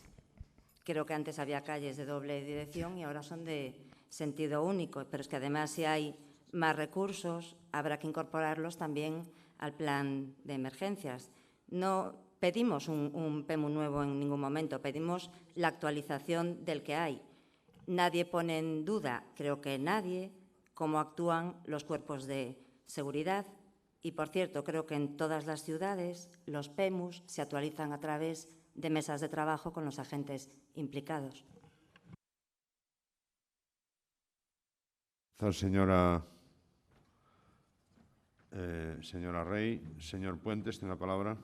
Sí, dúas puntualizacións, porque nós, desde logo, non estamos por a labor, nin imos entrar neste pleno a debaterse os servicios de emerxencia son ou non son profesionais, porque creo que é unha obviedade que sí que o son e que as persoas que participan nos bombeiros, na Policía Local, no 061, en Protección Civil, en todos os servicios de emerxencia vinculados a esta cidade, exercen a súa labor coa maior e a mellor das profesionalidades, e iso está fora de toda dúbida. Outra cousa é que lles podamos poñer na súa man, como administración que somos, máis ou menos medios e máis ou menos información, neste caso, a través do plan de emerxencias municipal. E eu non vou entrar en debates concretos e en asistencias concretas, pero creo que, ao longo dos acontecementos que houve na cidade nos últimos tempos, pois todos presenciamos, os que estamos nesta corporación, persoas que están no público e cidadáns, en definitiva, pois determinadas cuestións que non por mala fe, non é que non estean no PEMU, simplemente porque houve cambios, porque hai que actualizalas, porque froito, ademais, por moitos simulacros que se fagan, cada vez que se fai unha actuación real e concreta se detectan erros, que é bo, é razonable, é natural e é normal pois aproveitar para aprender aprender e para funcionar mellor na próxima vez. Non se trata dunha crítica ao goberno municipal, simplemente de que, bueno, fagamos o que nos entendemos que é razonable, non? E todos vivimos situacións nas que, por exemplo, pois había veces que había confusión sobre como un vehículo de emerxencias podía acceder e por que rúa podía acceder a unha actuación concreta que tiña que producirse na cidade, como había en determinadas ocasións, pois froito de espontáneos e de xente que se achega a contemplar unha determinada situación de emerxencia, pois se colapsa unha rúa e non poden acceder aos vehículos de emerxencia. Bueno, é dicir, falemos deste tipo de cuestións. E con respecto ao centro histórico, bueno, creo que todos os que estamos nesta corporación o vimos e o coñecemos en algunha ocasión, pero hai algún colectivo de emerxencias que ante a ausencia de normas ou de directrices claras no PEMU, o que hoxe manexan, salvo os que coñecen xa perfectamente a zona, que afortunadamente son a maioría, pois ao final hai colectivos que se moven cun plano da oficina de turismo con rotuladores fluorescentes de diferente color para saber por que rúas acceden determinados vehículos en función do ancho desas rúas e da envergadura deses vehículos. Polo tanto, fagamos un esforzo entre todos, actualicemos ese PEMU e creo que ao final o que quen sae gañando é a cidadanía de Pontevedra e non se trata de cuestionar ou non cuestionar a actuación dos servizos de emerxencia ou nin tan siquiera a do goberno municipal, simplemente de dar pasos normais e naturais.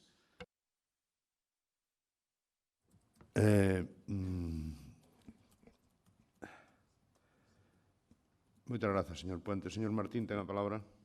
Sí, gracias, señor alcalde. Señora concejala, yo no sé cuál es su empeño en defender algo tan obvio como es mantener actualizado un plan de emergencias.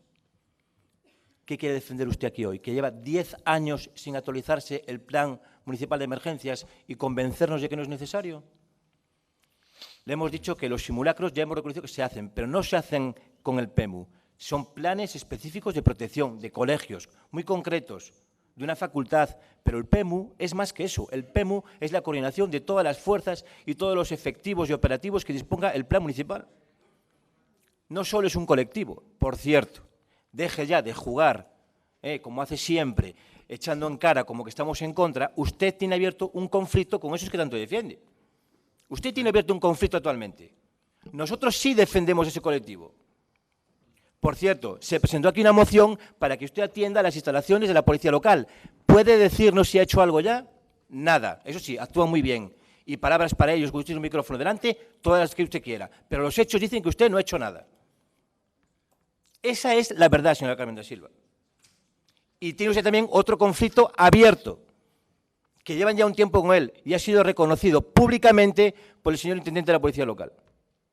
Y es una cosa que nos preocupa, por cierto, porque llega la temporada estival y queremos que todo el mundo esté contento y confiamos en la profesionalidad de estos agentes.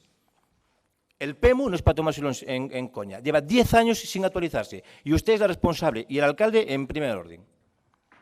Y esa es la verdad. Y han cambiado, como le han dicho los compañeros de la oposición, han cambiado calles, han cambiado el sentido de calles, han colocado ustedes obstáculos allá por cuanta calle hay, obstáculos fuera de ordenación, alegales, han cambiado calles de sentido, como he dicho, y por supuesto también ha cambiado el organigrama, porque no es lo mismo coger un teléfono y llamar a fulanito que a menganito, y también el catálogo de recursos, dicho sea, vehículos, también ha cambiado. Entonces no es para tomárselo a cachondeo ni echar balones fuera, señora concejala. El PEMU debe ser actualizado, lleva 10 años sin actualizarse. Nada más, señor alcalde. Muchas gracias. Señora da Silva, ten a palabra. Grazas, señor alcalde. Con quen está enfadado, señor Martín? Que, a ver, son as 12:30 da mañán, non é para estas cousas, así, tanto... Non sei, se lle senta melo almorzo, cambio. Porque hai que vir así con un espírito un pouquiño máis... En todo caso, vamos a ver, non se discute que haxa que actualizar o PEMU. Xa lle dicen que están traballando as xefaturas dos servizos na actualización do catálogo de recursos. Pero son os profesionais os que teñen que facer esas propostas, que funcionan correctamente. E máis, o que discutimos é a proposta de resolución que se inicien os trámites necesarios para a creación dunha mesa de traballo cos obxectivos é esa actualización do PEMU con presencia na mesma dos axentes implicados. Nós o que decimos é que hai un PEMU. Hai profesionais no Concello de Pontevedra perfectamente cualificados para facer as modificacións necesarias para a súa adaptación. E, de feito, están traballando constantemente neses traballos de coordinación de todos os recursos. Polo tanto, non discutimos que haxa que actualizalo, discutimos o procedimento. E máis, propóñolle unha emenda á señora Rei. En vez de que se inicien os trámites necesarios para a creación dunha mesa de traballo cuxo objetivo sexa a actualización do PEMU, a emenda sería trasladarlle os servizos responsables de emerxencias no Concello de Pontevedra, ou sexa, Policía e Bombeiros, e Protección Civil, pero o acordo da Corporación de traballar na actualización do PEMU. Eso sí que sería, pero que sexan os profesionais do Concello, non que veñan outros a decirlle a eses profesionais o que teñen que facer. Bueno, pero tamén eu quería oír a opinión de todos os grupos, que para eso estamos no pleno da corporación, e hai algúns que parece que se levantan moi enfadados e nunca agardan propostas de ningún tipo. Esa é a proposta que fago, modificar a redacción e decir, trasladarlle os servizos do Concello de Pontevedra que traballan en emerxencias, que se inicien ou que continúen cos traballos da actualización do PEMU. Si vale a proposta...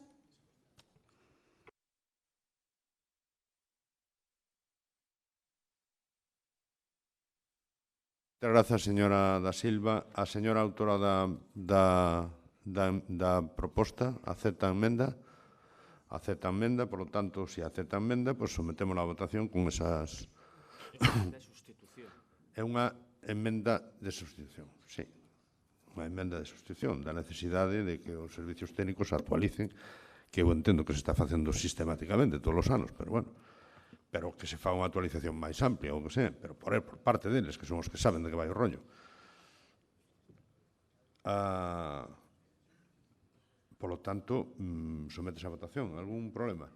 É mellor que non, sí, porque así estamos máis tranquilos. Sometemos a votación por lo tanto, coa modificación da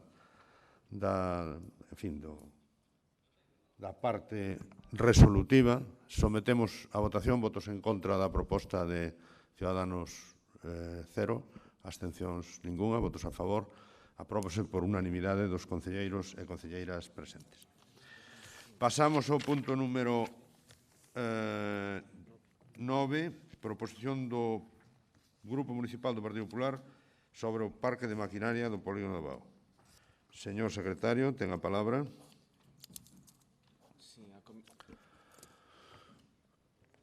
Non tes a palabra, ahora che dou. A Comisión de Réxime Interior, Participación Persoal e Xustiza do 13 deste mes ditaminou desfavorablemente a proposta cos votos en contra dos señores concelleiros membros do grupo do BNG e a abstención do representante de Marea Pontevedra. Moitas grazas, señor secretario. Señor Martín González, ten a palabra. Gracias, señor alcalde de nuevo. Señor Lores, me voy a dirigir a usted porque lleva usted aquí 18 años sentado en este pleno. Los mismos que lleva el parque de maquinaria sin ser atendido. Diferentes escritos sindicales manifiestan la preocupación de estos trabajadores desde hace bastantes años por sus condiciones de trabajo y por las instalaciones que ocupan. Fruto de esta preocupación y de estos comunicados, nosotros hacemos una visita al parque de maquinaria el día 4 de mayo de este año.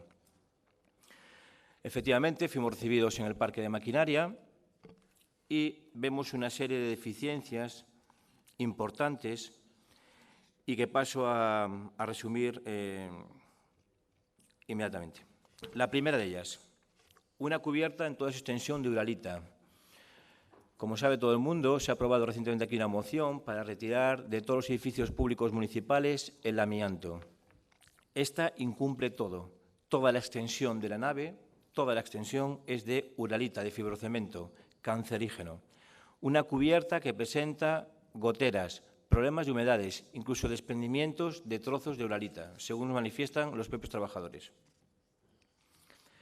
La propia nave carece de un sistema eficiente de ventilación.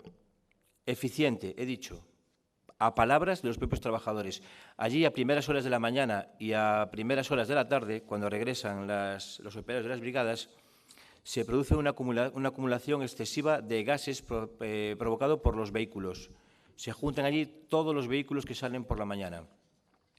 Solo hay una entrada en la nave, no hay ningún hueco más de ventilación. La seguridad está comprometida, no hay ninguna puerta de emergencia que no sea distinta de la entrada principal. Decirle, señor Lores, que el parque móvil, el parque de vehículos que utilizan las brigadas, ya no sé si decir anticuado. La mayor parte de los vehículos tienen 30 años. Hemos accedido a los vehículos que nos enseñan los propios operarios y presentan situaciones lamentables.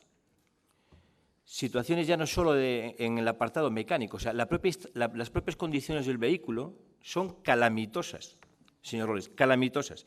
Los propios operarios, cuando salen por la mañana, son frecuentes las incidencias que tienen cuando salen a trabajar. Luego le hablaré también del gasto que supone para el concello, para las arcas municipales, el mantenimiento de estos vehículos.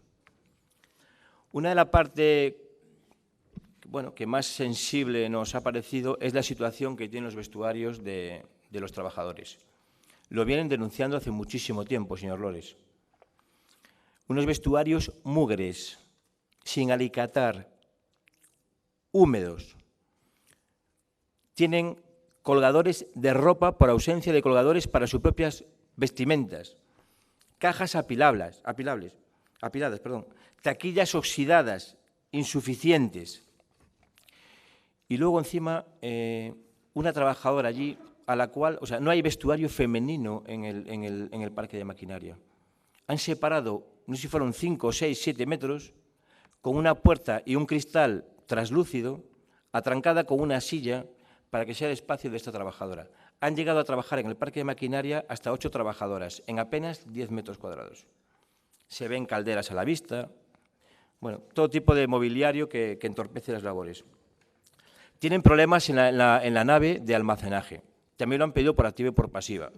Se les ha pedido que se les habilite un espacio, un altillo en la nave que se construya, y no es de ahora, es una demanda de hace bastantes años. En la Brigada de Obras también nos indican que se hace del todo necesario un camión y dotarlo con una pinza. Están haciendo levantamiento de pesos elevados de forma manual, poniendo en riesgo su seguridad para pasar la eslinga a través de bloques de cemento. En cuanto a la ropa y vestuario, en honor a la verdad, se sienten bien tratados. No en cuanto, o sea, la dotación es suficiente, pero pedirían estos trabajadores que se haga a principios de año y no a finales como está pasando ahora. En consecuencia, viendo la situación del parque de maquinaria y tratarles con cierto cariño desde el Pleno, proponemos a todos los grupos el apoyo de esta moción, pidiendo que se ejecuten obras para el cambio de la cubierta, que se revisen las condiciones del Plan de Seguridad y Salud por los servicios técnicos correspondientes, que se dota a la brigada de un camión con pinza y que se valore por el equipo de gobierno la adquisición, en la medida de lo posible, de nuevos vehículos para las brigadas, enajenando los vehículos más antiguos que se encuentran en pésimo estado. Que se realice una total remodelación y adecuación de los vestuarios y se construya un vestuario para el personal femenino. Y también pedimos que se realicen las obras necesarias para la construcción de un altillo para almacenaje. La dotación de ropa, como he dicho anteriormente, que se ejecute en los primeros días del año. Y también pediríamos que, dado el elevado número de plazas vacantes que existen, pues se convocasen, en la medida de lo posible, que se ocupasen estas plazas ya de forma inmediata para el parque de maquinaria. Muchísimas gracias. Grazas, señor Martín.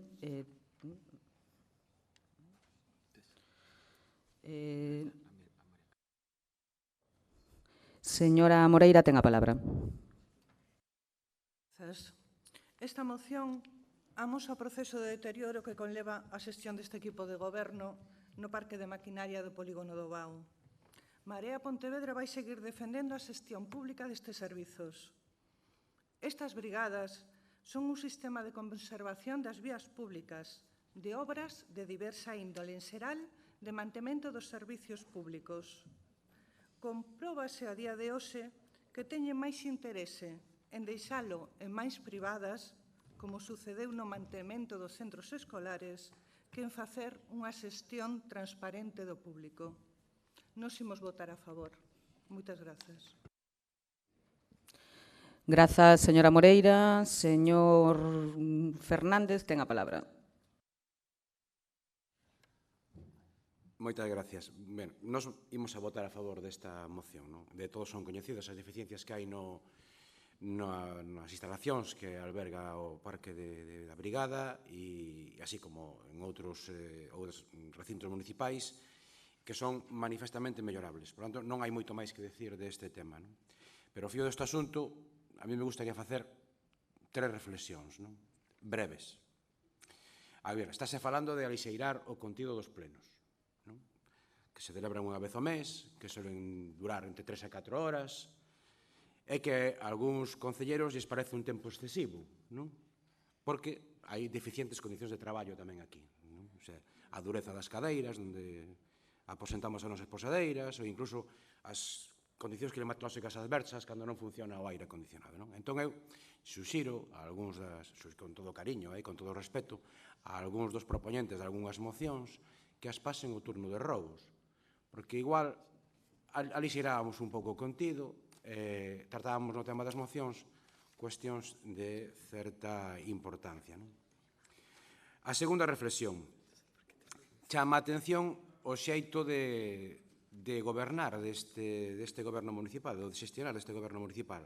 Por un lado, se desentende da situación de deterioro das instalacións municipais onde traballan os empregados públicos e, por outro lado, lle entrega un cheque de máis de 1 millón de euros a un banco para un local que ainda ten que ser acondicionado. Entón, todo moi de esquerdas. Todo moi de esquerdas. Digo con absoluta ironía, porque conste en acta non vai a ser que alguén o crea, non? Hai cartos e vontade política para darlle un bombón a unha entidade financiera privada e non hai vontade política, porque cartos si hai, para arranxar as deficiencias noutras partes e noutras instalacións. E se lle dan cartos en abrir un proceso de concurrencia competitiva, no que, ao mellor, se poderan valorar outras ofertas, incluso mellores que a que se vai a aceptar. Cousa que, cando se fala de máis de 1 millón de euros, pois non parece un tema menor. Pero, bueno, son cousas deste goberno. Non? Estou seguro de que un goberno do PP faría exactamente o mismo. Pero, bueno, un pouco triste que a xestión máis importante en 2 anos sexa sacarlle un morto inmobiliario de enriba a un banco mentras outras dependencias municipais carecen do básico. Non? E a terceira reflexión, moito máis breve todavía. Non? Está claro que a crise de goberno para moito non debeu valer. De verdad. Porque o problema sigue sendo o mismo. A vista dos argumentos que se están a expoñer aquí por algúns dos membros do grupo de goberno, parece que seguimos con problemas. Porque resulta un pouco traxicómico que vostedes recurran á utilización sistemática de a crítica ás propostas e enmendas orzamentarias presentadas polo Grupo Socialista aos orzamentos do ano 17. Porque é traxicómico, porque demostra unha absoluta pobreza argumentaria. E saben por qué? Porque no ano 16, vostedes como goberno deixaron de gastar o 55% do presupuesto de investimentos. Sobraronlle os cartos. Non nos gastaron. Entón, a ver, busquen vostedes outros argumentos, porque son un pouco cansinos e, en realidade, a xente ten memoria. E a memoria é que o papel aguanta o todo. Vostedes poden poñer no papel o que queiran, pero se logo non o gastan, se se pasan o tempo en estudios e en rodas de prensa con PowerPoints, pois, claro, é un pouco problemático. Entón, varíen un pouco, porque esa pobreza argumental non se soluciona, evidentemente, cunha crise de goberno. Moitas gracias. Grazas, señor Fernández. Señor García Lejísima, ten a palabra. Bo día outra vez a todos e todas. En relación con esta moción, indicamos en principio que este título nos parece un pouco pomposo. Nos, únicamente, os traballadores e funcionarios do Concello coñecen esas instalacións como a nave, e así coñecemos nós. Non sei se lle traicionaría a cercanía do outro parque de maquinaria, que tamén houve un conflito, non sei se auspiciado por vostede. Pero, ben, con independencia do título, agradezolle a súa visita á nave, como a outras instalacións, que tomara nota minuciosa do que vostede viu, do que vostede lle contaron, pero creo que se antes pasara vostede pola Casa Consistorial, na planta baixa, e falara con algún técnico, houbera adiantado parte do seu traballo, que está moi ben que o fixera. Porque, lamentablemente, digo para nós, leva un trámite excesivo, pois o que é a remodelación da nave, pero non é de agora. O sea, o proxecto está aí, nas reunións que trimestralmente hai do Comité de Seguridade e Saúde, pois é un tema que se ten tratado, e dende aí, por parte da Consellería, pois tense reiterado os servizos técnicos o impulso da remodelación da nave. Unha nave que, por certo, ten 25, 26 anos, tampouco ten uns cuantos anos. Empezando xa por algún detalle, non vou a ir a todos, pero sí, en canto ao tellado, é certo que é de uralita, pero a uralita, polo que din os técnicos, se non se manipula, pois non representa perigo ningún. En principio, barallaban os técnicos de mantela e reforzar o tellado. Pero precisamente por a súa manipulación dentro do orzamento e o proxecto que creo que xa está finalizado, pois está o de cambiar a uralita. Como está outra serie de melloras que non vou a enumerar, que vostede viu posiblemente polo orzamento que está aí. En canto ao parque de vehículos, eu creo que se algúns vehículos duran moito é precisamente porque os funcionarios fan bo uso del. E precisamente en canto a mercalos, recientemente mercáronse dous que acaban de estrear, e algún non sei se recollía pois esa problemática que vostede di das pedras. Despois xa outras cuestións que plantexa en canto ao vestuario. O ano pasado retrasouse, pero retrasouse porque houve reunións, non sei se lle contarían, cos distintas brigadas para facer algúns cambios. E o deste ano está en trámite. O sea, asináronse, creo que todos os vales, está agora mesmo en tramitación. En canto ás prazas vacantes, pois é de agradecer que o Partido Popular pida que saquemos esas prazas vacantes. Xa sabe vostede por qué. Está no ánimo desta Consellería e do Grupo de Goberno pois sacar o antes posible unha oferta de emprego do ano 2017 na que se incluían as prazas vacantes. E se algunhas non se sacaron na oferta de 2015 é porque había o compromiso de transformar da promoción interna, que aqueles operarios que había accederan por promoción interna as plazas de oficial, deixaron libres así as de operarios. En canto das outras intervencións, simplemente vou facer mención ao señor Fernández, que criticaba esta moción, pero creo que lle veu moi ben para falar de algo que non estaba no orden do día e para facer esa mezcolanza en relación con outras cuestións que non están no pleno. Pero, en todo caso, decir unha cuestión. Creo que todos, por exemplo, estamos de acordo en que as instalacións de churruchaos non reúnen as condicións. Hai necesidade de facelas accesibles. Pois precisamente nese sentido, a hora de facer unha inversión que rondaría, polo que din os técnicos, en 300.000 euros en churruchaos, pois preferiuse optar por mercar un local onde poida acoller o que, 300.000 euros en churruchaos só, optar porque vayan para aí o que está no local de aluguer e os que están na terceira planta do teatro principal. E, como dixen, imos votar en contra e nada máis e moitas gracias.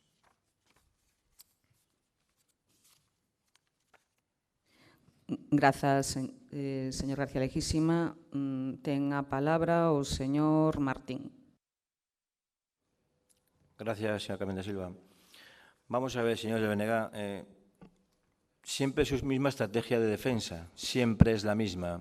Lo que no hacen es culpa de los demás, es culpa de la Xunta, y lo que es responsabilidad suya lo tienen muy claro.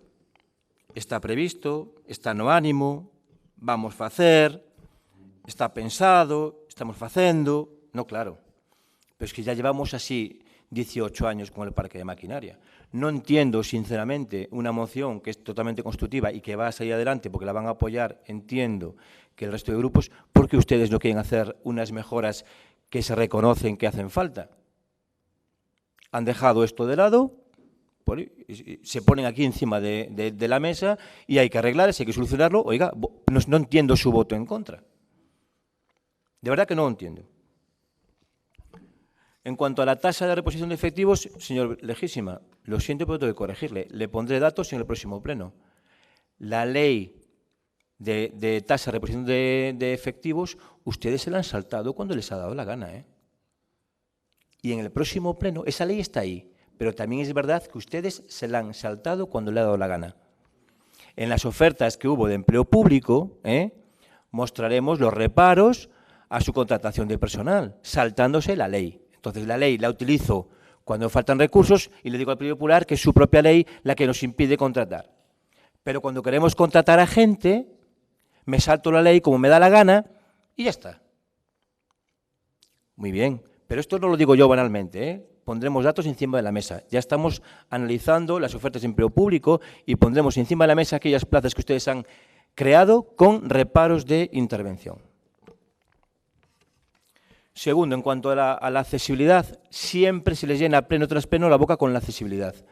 Ahora el señor Alberto Viña nos dio aquí una clase magistral también de lo que es la preocupación por la accesibilidad. Ya le digo, mire, los baños del parque de maquinaria no son accesibles y le digo a día de hoy que en el proyecto que está haciendo, ejecutándose, que llevan haciendo un montón de tiempo, que ustedes están preocupados y que próximamente va a salir adelante, tampoco esos baños serán accesibles.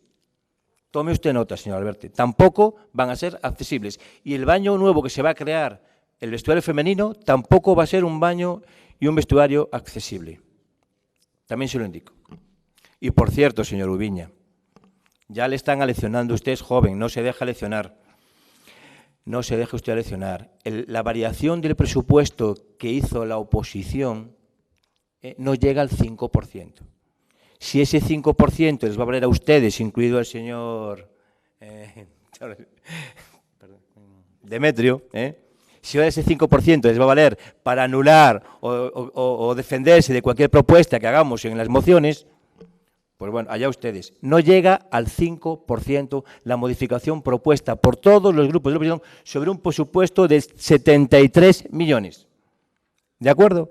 Y también le digo, el señor Raimundo nos enseñó aquí 5,5 millones de superávit. Tampoco valen. Valen para comprar bajos, pero no valen para arreglar el parque de maquinaria. El señor Lores, ya sabemos, señor Lores, el parque de maquinaria debe ser una pieza del Monopoly, porque vamos, va a ir antes a México que al parque de maquinaria, ojo, ¿eh? El señor Lores va a ir antes a México que al parque de maquinaria, eso se lo garantizo. Y luego ya para terminar, le quiero decir, señor Lores, yo no sé, ya sé que usted viaja en un coche antiguo, por la zona donde no hay lombos, me imagino. Pero mire, le digo, los vehículos hoy en día, a partir de 10 años, se consideran ya, bueno, pues un vehículo que habría que renovar. Ya no es sostenible ecológicamente ni ambientalmente.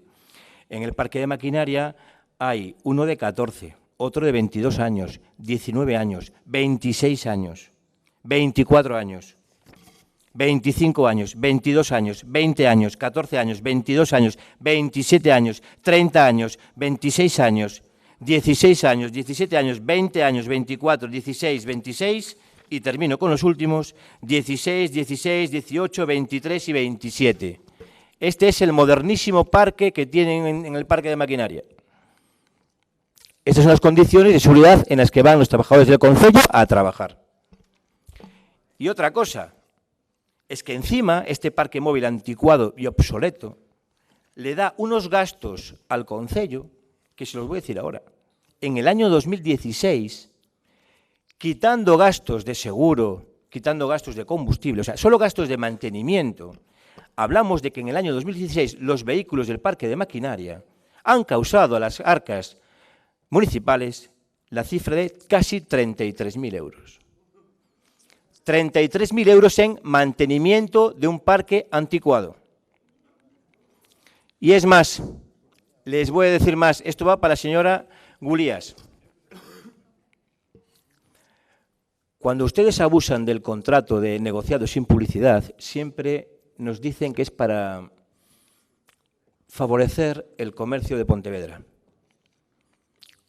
Yo doy el contrato a esta empresa, no lo negocio, no lo publicito y así como reparto y me escudo en esa hipótesis, ¿verdad? Pues quiero decirle que, qué curioso, uno bucea en las cifras de mantenimiento de los vehículos del parque de maquinaria, habrá que hacerlo en más cosas, pero resulta que tenemos un taller que facturó en el año 2016 casi 18.000 euros en el mantenimiento de los coches del parque de maquinaria. 18.000 euros. ¿Y sabe qué le voy a decir, señorita Gulías, concejala de Promoción Económica del Ayuntamiento de Pontevedra? Que este taller no es del Ayuntamiento de Pontevedra, es del Ayuntamiento de Pollo. Contrato negociado, sin publicidad, y que se le da a una empresa que no es del Ayuntamiento de Pontevedra. Y esto solo es del año 2016. Vamos a ver los datos del 2015, 14, 13, 12 y a ver cuánto factura este taller. Es más, pero no solo con el parque de maquinaria, ojo, si incluimos al resto del parque móvil, nos encontramos con la cifra de, en el año 2016, 52.000 euros facturados a un concello de Pollo. Y en el año 2015, 48.000 al Ayuntamiento de Pollo. Esto es a donde se llevan los coches del Ayuntamiento de Pontevedra, del Parque Móvil de Pontevedra. Señorita Anabel Gulías, que favorece usted el comercio de Pontevedra. ¿Qué pasó? Señora, perdón, no, perdón. No fue un lapsus, perdón, yo no ando con esas cosas, de verdad. Pues perdón, pido disculpas, lo digo sinceramente, pido disculpas, no lo digo con... Y disculpe, señora Carmen Silva, por mi forma de hablar al principio, no era tampoco mi intención. Señora Gulías, perdone por el lapsus. Bueno, y ahora quiero rematar la intervención diciéndole, señor Lores, que como he dicho al principio, usted lleva ya 18 años en el Ayuntamiento de Pontevedra. Cuando la oposición hacemos nuestro trabajo, que a usted le defrauda, porque públicamente no para decir que le defrauda la oposición, oiga, nuestro trabajo no consiste únicamente en enseñar las postales bonitas de Pontevedra. Nuestro trabajo como oposición es mejorar Pontevedra. Y reconocemos aquello que está bien, pero también ponemos aquí en cuestión lo que está mal y aportamos soluciones. Y esta moción es aportar una solución a un problema que tiene el Ayuntamiento de Pontevedra con el parque de maquinaria. Y quería decir una cosa, nosotros presentamos esta moción el día 8 de junio. Yo no sé cómo califica usted un proyecto que aún no ha sido entregado, que es verdad que se está realizando, pero un proyecto que no ha sido entregado no tiene ningún sentido, sino menoscabar el trabajo que hacemos los restos.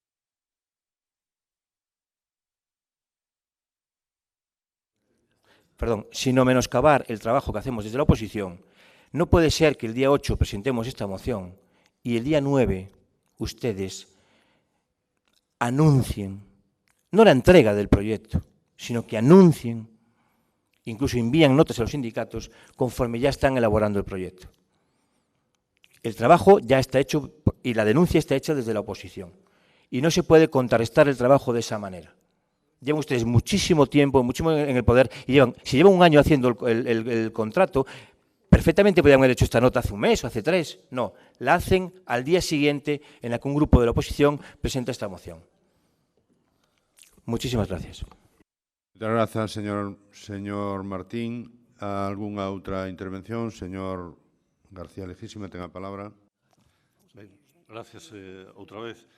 Volvo a insistir, señor Martín, que non existe o parque de maquinaria, existe unha nave, a nave desse lugar.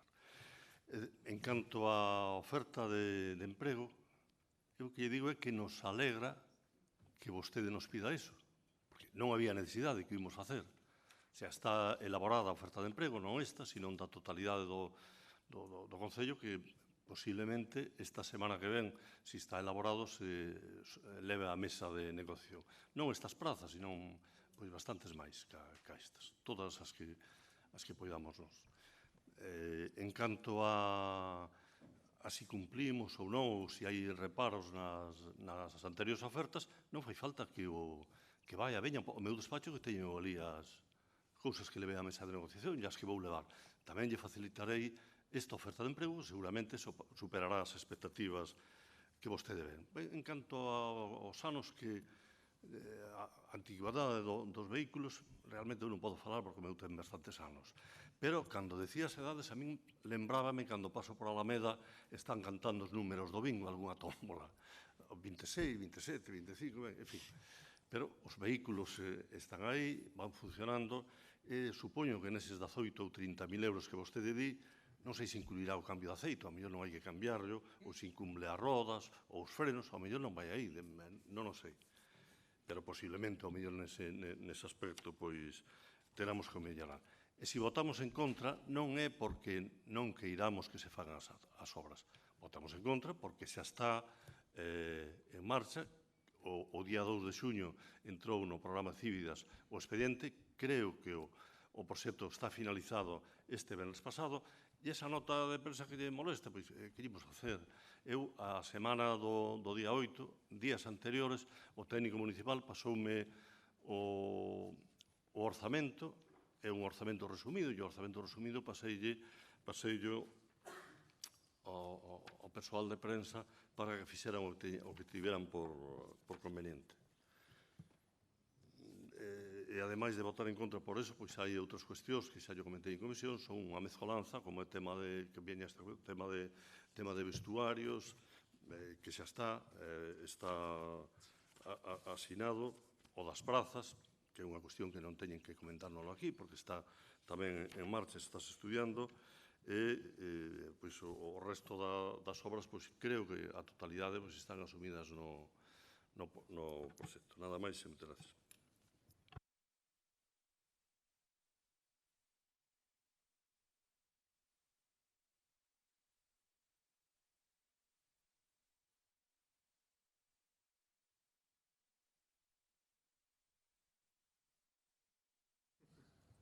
Ahora vai. ¿Algunha outra intervención, señor Martín? Sí, solo reiterar, lo digo de corazón, las disculpas con la señora Gulías. En mi forma de hablar, bueno, un poco así, demasiado expresiva y rápida, pero nada más lejos de mi intención que molestarla con eso. Sometemos entón o asunto a votación. Votos en contra da proposta do Partido Popular. 12. Abstencións, ningunha. Votos a favor, 13. Apróbase por maioría da corporación.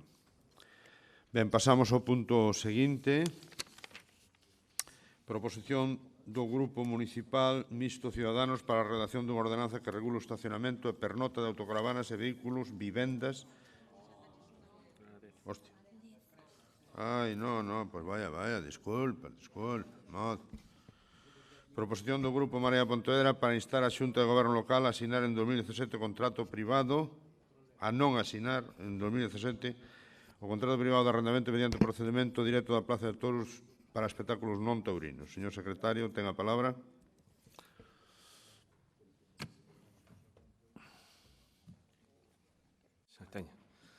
Determinouse a proposición na Comisión de Benestar Social, Cultura e Dinamización Sociocultural deste mes desfavorablemente, cos votos en contra dos representantes do Grupo Municipal do BNG e do Partido Popular e os votos a favor da representante do Partido Social, do PSDG-PSOE mixto, Marea Pontevedra.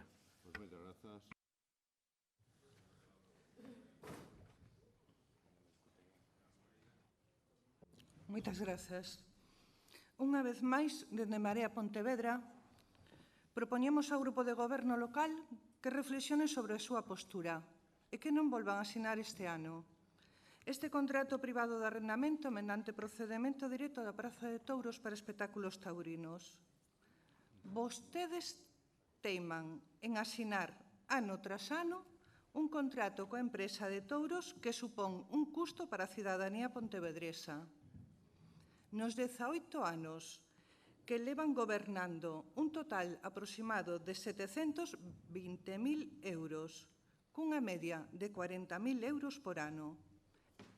Estas cantidades van camufladas nos orzamentos municipais na partida de festas populares verán cultural.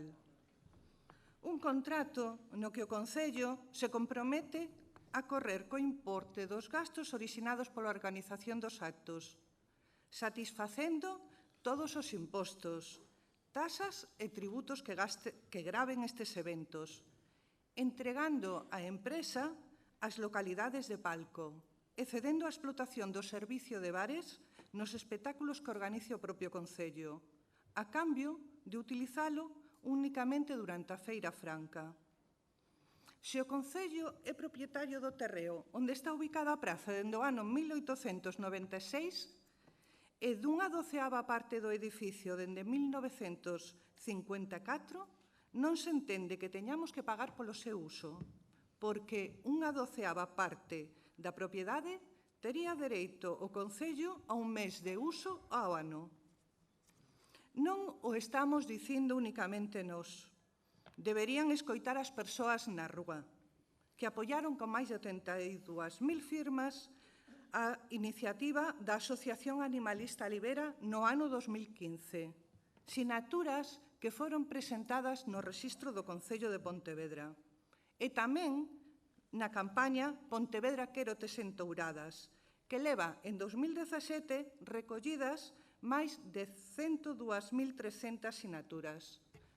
Por todo isto, instamos a Xunta de Goberno local a non suscribir no ano 2017 o denominado contrato privado de arrendamento mediante procedemento directo da Praza de Touros para espectáculos non taurinos.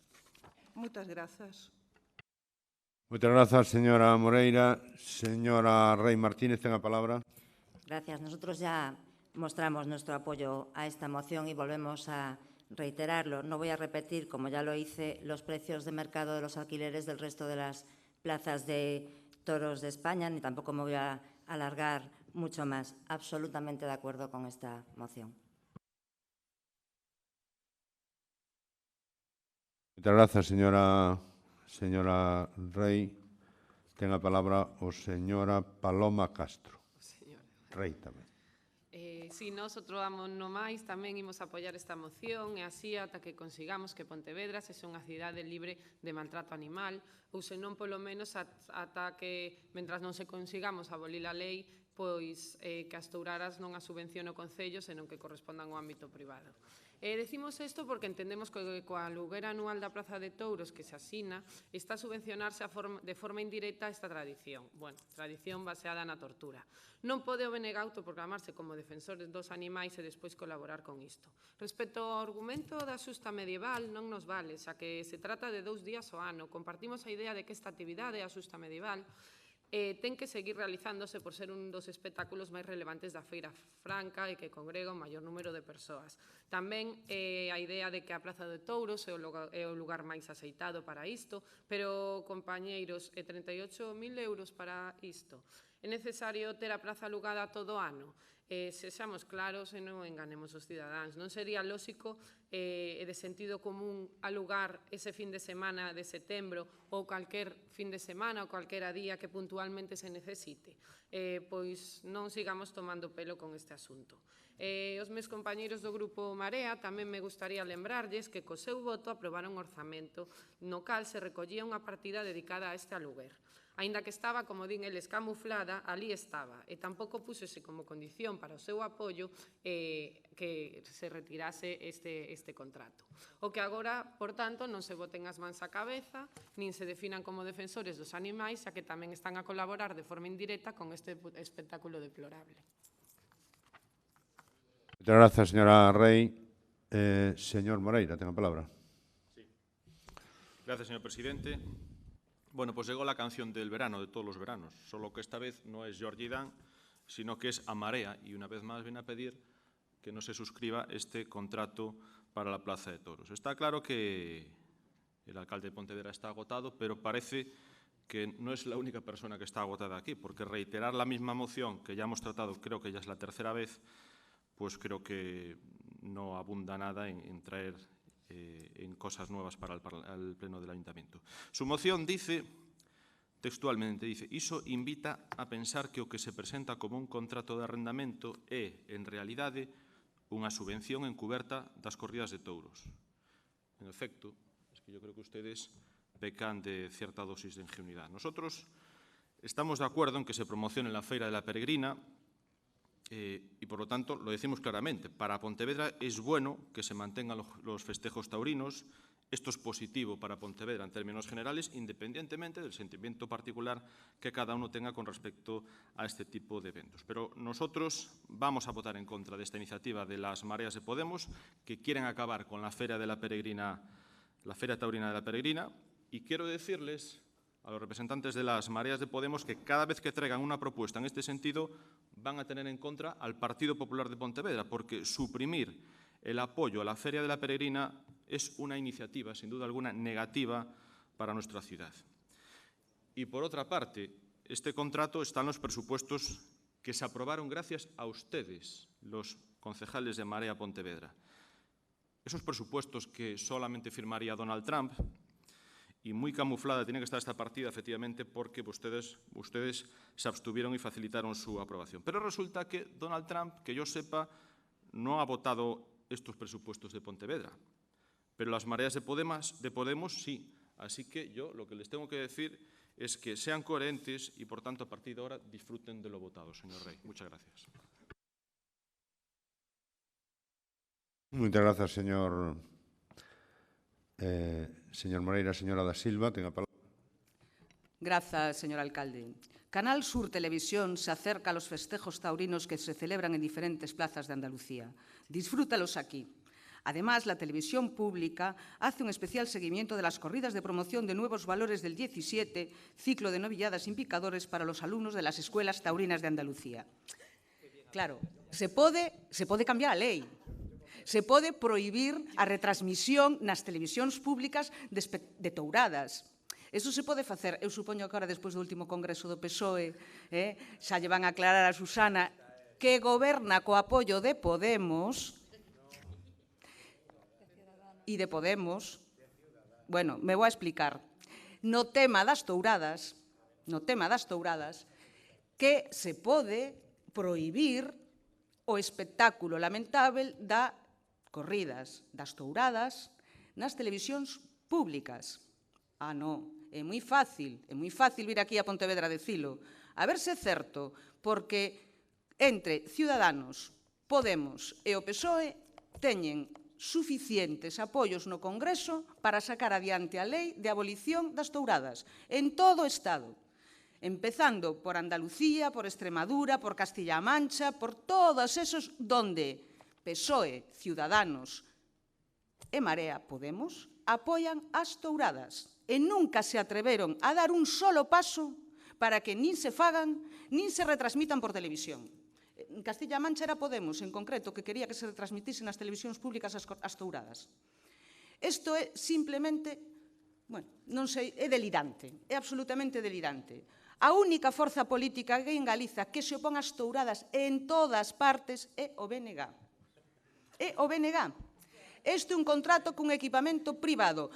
Aínda non vimos a ningún portavoz nacional do BNG sentado na Praza de Touros, como vemos habitualmente o señor Blanco, vímolo, señor Louro e a outros, habituais da Plaza de Touros de Pontevedra. É que é o colmo da hipocresía. Gobernando no Estado se poden prohibir as touradas, fixeron e non as prohibiron. Teñen capacidade para tomar esa decisión en moitos sitios e non o fixeron. O BNG, desde logo, na medida na que pode, elimina as touradas. Non hai subvención na Deputación, non hai, e non hai no Concello. Hai un contrato polo uso dun equipamento privado. Por certo, en Vistalegre 2, o 25 de febreiro de 2017, no Palacio de Vistalegre, celebrouse a corrida de inverno, no mes de febreiro, con toros de la Palmosilla, da ganadería de la Palmosilla. 2 semanas antes, 10, 11 e 12 de febreiro de 2017, celebrouse ali o segundo congreso de Podemos, Vistalegre 2. Supoño que o feito de utilizar esa instalación por parte de Podemos, que é unha instalación taurina, está subvencionando a que haxa espectáculos taurinos ali en Vistalegre 2, que recuperaron con moita alegría os festejos de inverno. A verdade é que este tema xa cansa. O Bloque Nacionalista Galego nen apoiou, nen apoiará nunca as touradas. E as forzas políticas que teñen representación neste Concello, agás o BNG, non poden decir o mesmo, porque donde teñen capacidade de decisión e de incidencia non o suprimen. En ningún sitio. E só nacionalistas en Cataluña foron os que sacaron adiante unha lei para que non haxa touradas en Cataluña. Aínda estamos esperando porque pase o mesmo en sitios onde están gobernando o PSOE, onde goberna Marea, Podemos, etc. Polo tanto, en Canarias tamén se prohibiron as touradas. Polo tanto, fagan o que teñen que facer. Sexan coherentes, como somos nós, que non as apoiamos en ningún sitio. Grazas, señora da Silva. Algúnha outra intervención? Señora Moreira, ten a palabra. Sí, moitas grazas. As señoras e señoras do PP e do PSOE, que aprobamos o arrendamento aos termos da votación dos orzamentos deste ano, non é máis que falacia, algo que vostedes deberían coñecer, porque levan tanto tempo na oposición, que xa terían que distinguir entre abstención para facilitar a gobernabilidade do Concello e votar a favor. Como xa expuxen, o contrato da Praza de Touros vai camuflado no orzamento.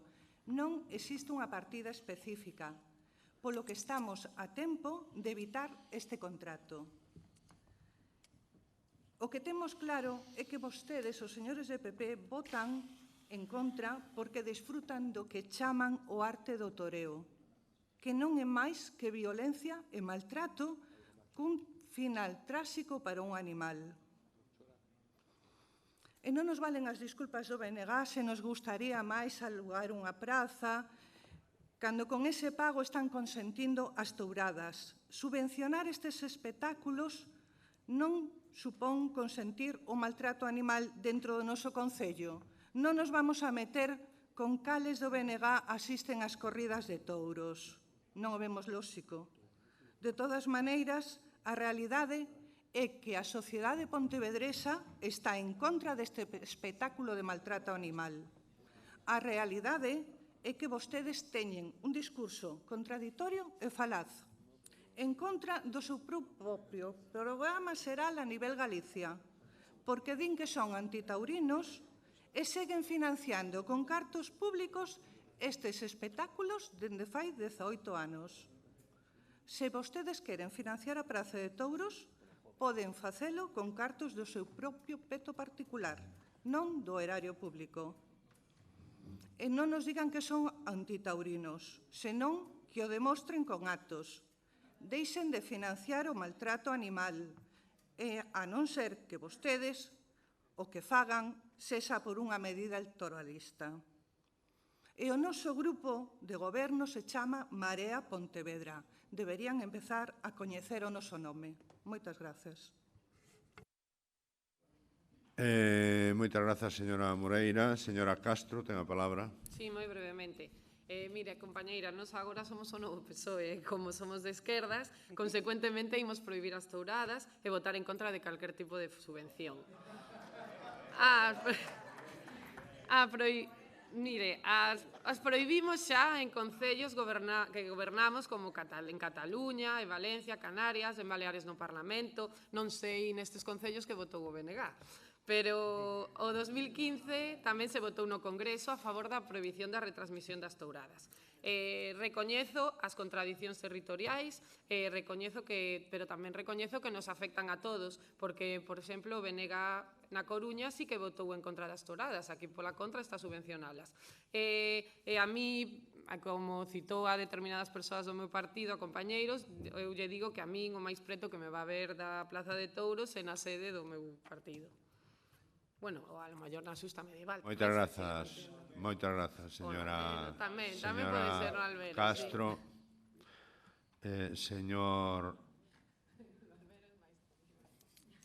Señora da Silva, ten a palabra. Non vexo nadie máis aquí. Grazas, señor alcalde. Brevemente. Pois a ver se é certo. A ver se é certo e empezan por facelo donde teñen xa capacidade.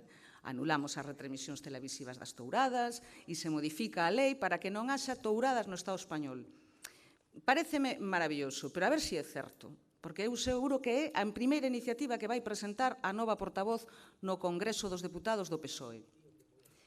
En todo caso, o que podemos facer en Galiza é opoñernos a que haxa touradas desde o BNG e facémolo. Nós non contratamos aluguer de plazas taurinas, portátiles, como no Concello da Coruña, para celebrar unha actividade que, por certo, para poder colocala ali fai falta licencia municipal. Polo tanto, o Concello da Coruña deulle a licencia municipal a esa instalación taurina, que é unha empresa que leva promoción de touros. Incluso hai unha páxina en internet, un foro sobre as touradas, que din que contradición que o Concello da Coruña autoriza unha praza de touros na Plaza de María Pita. Nos alugamos un equipamento privado, no que agardamos que antes que tarde deixe de haber touradas. E seguiremos utilizando ese equipamento. Hai outra cuestión que quería decirlle. Mire, a lei sobre as touradas en Galiza é tan retorcida que a únicas touradas en Galiza que non necesitan de licencia municipal son as de Pontevedra. Fíxese ben o que lle digo, porque saben que se precisasen de licencia municipal non as sabería. Fixeron unha lei que exime as instalacións fixas da licencia municipal para os espectáculos taurinos e vai directamente á Xunta quen concede a autorización. En calquera instalación portátil de touros necesítase de licencia municipal. Fíxese hasta que punto o PP sabe que o Beneganti taurino que exime a Plaza de Touros da autorización municipal. Para espectáculos taurinos, calquer outro necesita de autorización municipal. Fíxese hasta que extremo o PP o sabe. Tamén sabemos nós, porque o sabemos perfectamente, o que dixen ao principio. O Bloque Nacionalista Galego é antitaurino en todos e cada un dos puntos de Galiza. Outras forzas políticas, Podemos, e cando veñen os portavoces de Podemos aquí, son moi felices, están moi contentos, celebran os seus congresos en Praza de Touros. Se o problema é que queren facer o de Marea ali, non se preocupen. Poden utilizar o arrendamento municipal para facelo, porque é onde lle gusta a vostedes facer os seus congresos. Señora da Silva. Señora Moreira, ten a palabra. Moitas grazas. Só para rematar. O Gallá estivera na nosa man acabar cos corridas de touros en Pontevedra e non nos imos cansar de repetilo. Moitas grazas. Moitas grazas. Sometemos a votación. Votos en contra da proposta. 17. 19. Abstencións. Ningunha. Votos a favor. 6. Rexéitase por maioría. Ben, pasamos agora sí ao punto seguinte, que é o punto número 11, proposición do Grupo Mixto Ciudadanos para a redacción dunha ordenanza que regula o estacionamento e pernota de autocaravanas e vehículos, vivenda en vías urbanas. O señor secretario ten a palabra para o dictamen da comisión. Sí, a Comisión de Mobilidade, Infraestructuras, Obras e Servicios, na súa sesión deste mes, ditaminou contra, que poña o final. Votaron en contra os 4 membros do BNG, a favor dos membros do Grupo Municipal do PP, representante PSD da PSOE e o representante do Grupo Mixto Ciudadanos, e abstívose o Grupo Municipal de Marea Pontevedra. Por lo tanto, ditaminouse desfavorablemente. Moitas grazas, señor secretario. Ten a palabra a señora Rei Martínez, que sabemos que, ademais, sempre cumple coas exposicións brevemente, como debe ser. Bueno, procuro cumplir siempre con todo. Pedimos la redacción de esta ordenanza porque creemos que este tipo de áreas y su utilización deben de estar debidamente reguladas para evitar posibles conflictos y así poder garantizar el buen uso de las mismas. No es suficiente con que existan unas reglas de uso. La regulación de este tipo de áreas debe tener como objetivo cubrir el vacío legal que existe sobre esta actividad, al menos en nuestra ciudad, alcanzando así una mayor seguridad jurídica y estableciendo las garantías necesarias para los usuarios y para toda la ciudadanía en general.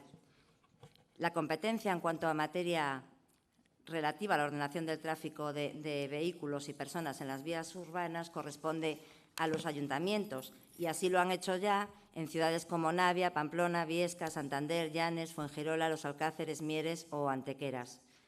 En dicha regulación deben contemplarse además varios aspectos, tal y como recomienda el Ministerio del Interior: régimen de parada y estacionamiento temporal, duración del período, delimitación del uso, prohibiciones, deberes, de los usuarios, inspección, infracciones y sanciones. Y por todo ello proponemos que se lleve a cabo la redacción de una ordenanza municipal que regule el estacionamiento y uso del área de autocaravanas para garantizar así un buen servicio tanto a los usuarios como al resto de ciudadanos, cubriendo así el vacío legal existente, delimitando las reglas necesarias a través del texto legal pertinente. Moitas grazas, señora Rey. Señor Puente Rivera, ten a palabra. Nos imos votar... Perdón. Estaba a señora Moreira antes. Señora Moreira, ten a palabra. Nos apoiamos esta proposta porque non piden máis que exixir que se cumpra a legislación vixente. A súa regulación é competencia e corresponde á administración local onde este ubicado o estacionamento de caravanas. Por iso imos a votar a favor. Grazas. Moitas grazas, señora Moreira. Señor Puente, se lle dá outra vez, porque Borreino. Ten a palabra o señor. Ben, nós imos votar a favor tamén, como xa fixemos na comisión correspondente, e por unha cuestión, porque realmente a proposta de Ciudadanos non indica o sentido no que debería ir esa regulación, polo tanto, entendemos que todas as posturas collen na regulación. Na regulación, outra cousa é cando finalmente, se se leva a cabo, se faga, pois no sentido no que se modifique. Eu tamén xa anticipo, como fixen na comisión, que nos celebramos que Pontevedra teña unha área para autocaravanas. Creemos que é unha liña de turismo a explotar e creemos que, ademais, a diferencia de moitos concellos de outras zonas de España que se poderían declarar inimigos das autocaravanas porque o que fan é poñer todo tipo de atrancos para que eses vehículos non podan estacionar, non podan pernoctar no término municipal e indirectamente así beneficiar a outro tipo de negocios, creo que afortunadamente non é o caso de Pontevedra. Polo tanto, nós na medida na que se poda regular para seguir avanzando nesta liña, para ser amigos e non inimigos do turismo de autocaravana, nós estamos a favor e entendemos que unha regulación pois tampouco está de máis, sobre todo por darlle tamén seguridade xurídica a quen fai uso deste tipo de vehículos, a quen decide pernoctar afortunadamente na nosa cidade e por ordenar tamén a presenza deles no propio término municipal, máis cando, insisto, lles estamos ofrecendo un recurso público gratuito para poder estacionar e para poder pernoctar. Por eso imos votar a favor. Moitas grazas. Ten a palabra o señor Martín González. Gracias, señor alcalde. Bien, nosotros también anunciamos nuestro apoyo a la moción. Consideramos que es una iniciativa que ayuda a mejorar la seguridad jurídica del concello. No sé por qué el BNG tiene tanto miedo a regular. Esta es una labor que más les compete. La Constitución dice que en esta materia ustedes deben regular estos espacios, pues háganlo. Lo que no nos parece bien es que simplemente a golpe de cartel de copistería se pongan normas de uso. Unas normas de uso que sí, que muy bien, pone que se puede estacionar solo autocaravanas, que es gratuito, que no se pueden tener animales, que no tenga determinados decibelios a partir de las 10 de la noche y, a modo genérico, que quien utilice este servicio acatará cualquier indicación municipal. Bien. Pues esta acatación municipal se puede hacer mediante una norma reglada que dé seguridad jurídica, como bien dicho antes, al concello, porque luego pueden pasar problemas o inquietudes del tipo de, oiga, 72 horas sí, en un plazo máximo de 30 días, pero ¿y puede haber algún caso de fuerza mayor? Habrá un caso de fuerza mayor que motive que pueda estar una autocaravana más de 72 horas. ¿Quién lo decide? ¿Qué caso es? Las infracciones, una infracción, ¿de quién es competencia? ¿Quién inicia el procedimiento administrativo? ¿Cuál es? ¿A qué nos atendemos? ¿Hay medidas cautelares contra las personas que infrinjan las normas de uso? ¿Se puede inmovilizar el vehículo? ¿No se puede inmovilizar? Entonces, todo este tipo de lagunas que surgen del uso del espacio, pues bueno, sí que consideramos que es acertado pedir una regulamentación. Entonces, desde aquí indicamos que apoyamos la medida. Gracias.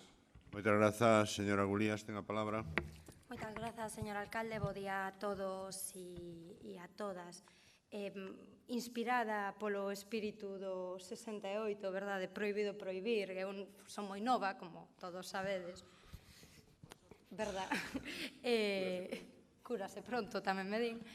Bueno, pois teño leído algo sobre ese espírito revolucionario do 68, non me parece traelo a colación. Fíxese, presume sempre a señora Rei de ser pragmática nas súas propostas e nos seus comentarios, e a verdade é que sorprende esta moción, porque pide regular algo que xa está regulado. Entón, pide facer unha ordenanza cos tempos que eso conleva, sabe de lo de sobra todos e todas, e os recursos que eso, o gasto de recursos que eso comportaría, porque mentre os funcionarios están facendo unha ordenanza para estas cuestións, non afán para outras que tamén son prioritarias. O que pasa é que sempre temos prioritario o que se nos ocurre nunha semana. Entón, todas as cuestións que piden que se regulen na ordenanza están xa reguladas cunha norma de uso e con unha sinalización. Polo tanto, todo o mundo é perfectamente consciente que se incumpre unha norma ou si fai algún acto en contra dunha sinal, pois tería o mesmo problema que aparcando, verdade, nunha zona na que non se permite o aparcamento. É básico. Fíxense que a área de autocaravanas funciona perfectamente e é algo que nos aleda e alégrome que todos comportamos por fin ese planteamento, que é unha actividade complementaria, unha infraestructura turística máis que axuda a que a xente veña á cidade, digamos que moito mellor do que nos esperábamos que salira ben, pero non tan ben, porque continuamente son ocupadas as prazas incluso fora da campaña estival, polo tanto estamos moi satisfeitas con esta ocupación e co que reporta para a nosa cidade. O segredo de ter unhas normas de uso, sobre todo, que sexan eficaces e que, e aparte creo que tamén lle trasladaron a señora de Ciudadanos, verdade, cando se reuniu coas principais asociacións de autocaravanas e demais cuestións, ou, bueno, a min sí que mo trasladaron cando compartimos a necesidade de ordenanza, dicían que non era necesario, que eles estaban moi contentos coa área que tiñan, que estaban moi contentos coa área que tiñan, os usuarios e as usuarias non detectan ningunha necesidade de facer unha ordenanza e yo poden preguntar. E o dispositivo funciona perfectamente. Polo tanto, como comprenderán, a min me dá impresión que esta moción, non quero pensar mal, pero me dá a impresión que son máis ganas de enredar que de aportar, como tamén ven sendo habitual por outra parte. Moitas grazas, señora Gulías. Señora Rei Martínez, ten a palabra. Señora Gulías, usted puede pensar lo que quiera, faltaría más. Por eso yo hago una política liberal. Creo que cada uno podemos pensar lo que queremos siempre. El secretario del Ayuntamiento comparte mi opinión, consecuentemente, igual tan equivocada no estoy.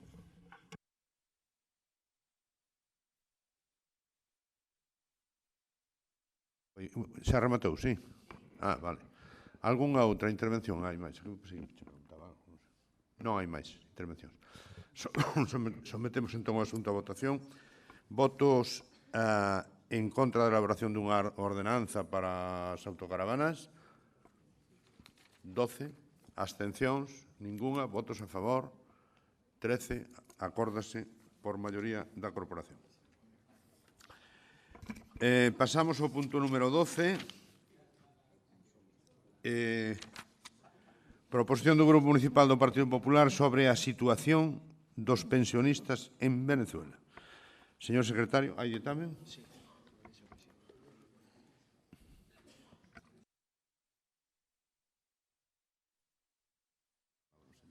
A Comisión de Benestar Social, Cultura e Dinamización Sociocultural deste mes ditaminou a proposición favorablemente por maioría cos votos, coas abstencións do representante do Grupo de BNG, María Pontevedra e PSDG-PSOE, e os votos a favor dos restantes. Moitas grazas, señor secretario. Señor Jacobo Moreiro, ten a palabra. Gracias, señor presidente. Bueno, esta é unha proposta que traemos ao Pleno do Concello de Pontevedra porque afecta a moitos galegos, a máis de 3.500 galegos, e todo isto ven dado por un convenio que suscribiron España e Venezuela o 12 de maio do 88 sobre a Seguridade Social, no que se recoñece o dereito ao cobro de pensións, subsidios, rendas e indemnizacións sen que estas estean suxeitas a reducción, modificación, suspensión, supresión ou retención polo feito de que os seus beneficiarios residan noutro país. Establece, de feito, que eses pagos se farán efectivos en idénticas condicións e con igual extensión que os nacionais que residan no referido país. A cuestión é que o Goberno de Venezuela decidiu suspender a finais do 2015 o pago das pensións aos beneficiarios residentes no exterior. E no caso de Galicia, isto afecta a moitos emigrantes galegos retornados que xeraron ali o seu dereito a súa prestación en Venezuela e están cobrando ata finais do 2015 en España. Polo tanto, o tempo transcurrido desde esta suspensión e o feito de que moitos dos afectados tan só dispoñen desta pensión como fonte de ingresos fai que a súa situación sexa dificilmente sostible ou, cando menos, precaria, sobre todo tendo presente que a incerteza sobre o futuro das súas pensións mantense no tempo. O que tratamos de propoñer é que son dúas cousas. En primeiro lugar, pedirlle ao Goberno de España que reforce os contactos diplomáticos co Goberno da República Bolivariana de Venezuela, que promova accións legais que sexan oportunas para facer cumprirlle a Venezuela este convenio bilateral de seguridade social do ano 88 e que se establezan os mecanismos para que o Goberno de Venezuela garantice o español o pago do importe íntegro das cantidades adevedadas e tamén a continuidade das prestacións. E, por outra banda, tamén pedirlle ao Goberno de España que garanta, mentras tanto, aos pensionistas que residen en España, particularmente en Galicia, que cumpran os requisitos exixidos polas normas xerais españolas, pois que lle garantan desde España o cobro da pensión que lle corresponda, posto que non a reciben de Venezuela, de tal xeito que poidan percibir a prestación periódica que proceda en función da súa situación social, segundo establece a legislación vixente, e que adiante, de xeito transitorio, sen carácter consolidable e, evidentemente, con carácter reintegrable ata que o Goberno de Venezuela teña ben regularizar o pago das súas pensións. Por tanto, é unha pensión que afecta a moitos galegos e a pontevedreses tamén. Nada máis e moitas gracias. Muchas gracias, señor Moreira. Señora Rey, ten a palabra. Gracias. Lo cierto es que la justicia es la única alternativa que les queda a los 2.800 emigrantes retornados y venezolanos retirados en Galicia para reclamar las pensiones de jubilación que el gobierno de Maduro les adeuda desde enero del año pasado, y 200 de ellos ya han recurrido a los tribunales. El Tribunal Superior de Justicia ya ha dictado medio centenar de sentencias a favor de los pensionistas al desmontar el criterio del INS de bloquear las pensiones sociales si existe derecho a una pensión otorgada por Venezuela, aun cuando esta no es efectiva.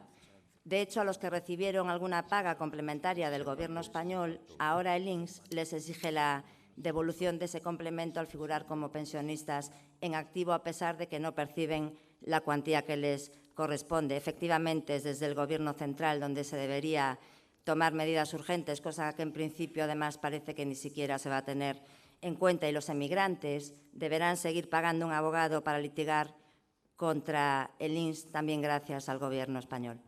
Efectivamente, nos vamos a sumar y apoyar esta moción. Muchas gracias, señora Rey. Señora Moreira, ten a palabra. Moitas grazas.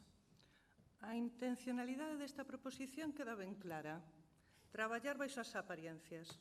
Vostedes veñen aquí a instarse a vostedes mesmos que gobernan na Xunta de Galicia e no Goberno de España, ou que estou confundida.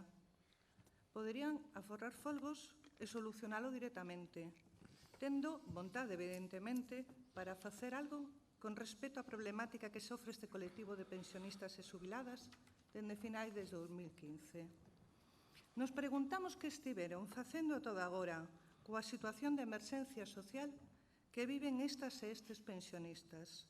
Realmente pensan que esta proposta que traen hoxe aquí vai a enganar a alguén? Pensan ir concello por concello facendo isto? Venezuela, sabemos, coñecemos, denunciamos e nos posicionamos coa loita para que se solucione a súa situación. Pero non só coa República Bolivariana de Venezuela, senón tamén coa problemática que atinxe aos emigrantes retornados xubilados que traballaron en Noruega, non Long Hope. 12.000 embarcados na flota noruega dende o ano 1948 ao 1994. A maioría deles son galegos. Aquí nos queremos facer unha transacción e pedirvos que esta medida sexa estendida a todos os pensionistas e pensionistas que están na mesma situación, independientemente do país de retorno. Moitas grazas. Moitas grazas, señora Moreira. Señor Puentes, Rivera, ten a palabra. Sí, moitas gracias. Nos, efectivamente, imos votar a favor da moción tamén, aínda que tamén, en fin, como se comentaba agora, nos extraña que o Partido Popular inste ao goberno do Partido Popular a facer algo, cando sería máis doado que o Partido Popular o fixese directamente desde o goberno e xa está, non necesita que os inste ninguén, menos eles mismos.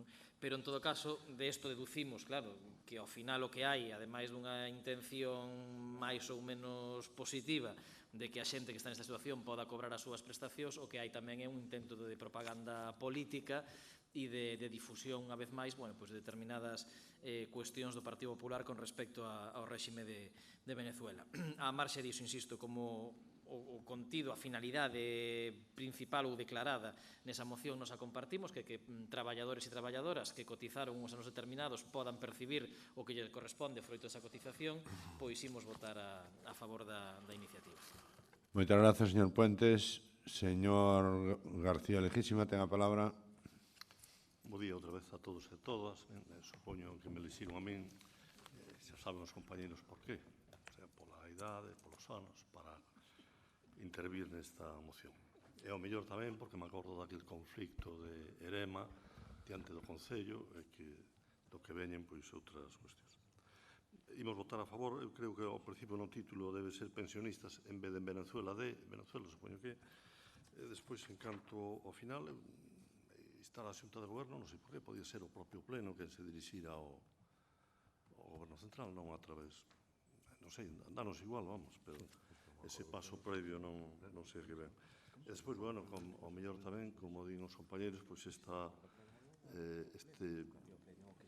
idea, este desexo, esta proposta de vostedes, fagan ya chegar aos diputados que teñen aquí en Pontevedra, no Partido Popular, que están activos, pero poden non estar máis dentro do Pleno, e que esta mesma, que eleven o propio Pleno das Cortes Españolas. Nada máis e moitas gracias. Moitas grazas, señor García Lejísima. Sí, efectivamente, estaba comentando co señor secretario de que, en todo caso, será o propio Pleno que se dirixe, sen un acordo plenario da Corporación. A única dúda, queres a palabra ou xa non? Digo por si se admite a emenda de Marea ou non, no sentido de ampliar a todos os pensionistas. Tú non o admites?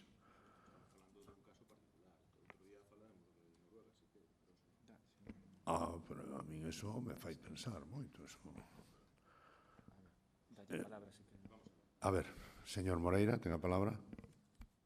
Gracias, señor presidente. Estamos plantexando o caso de moitos galegos que a día de hoxe teñen dereito a unha pensión de Venezuela e non están recibindo. Na nosa moción fundamentamos de onde ven esta norma, cales son os antecedentes, e se quere falar de outros casos de outros países, están na súa liberdade de presentar unha moción, pero que non encaixa esa proposta coa exposición de motivos. Por lo tanto, non aceptamos esa emenda.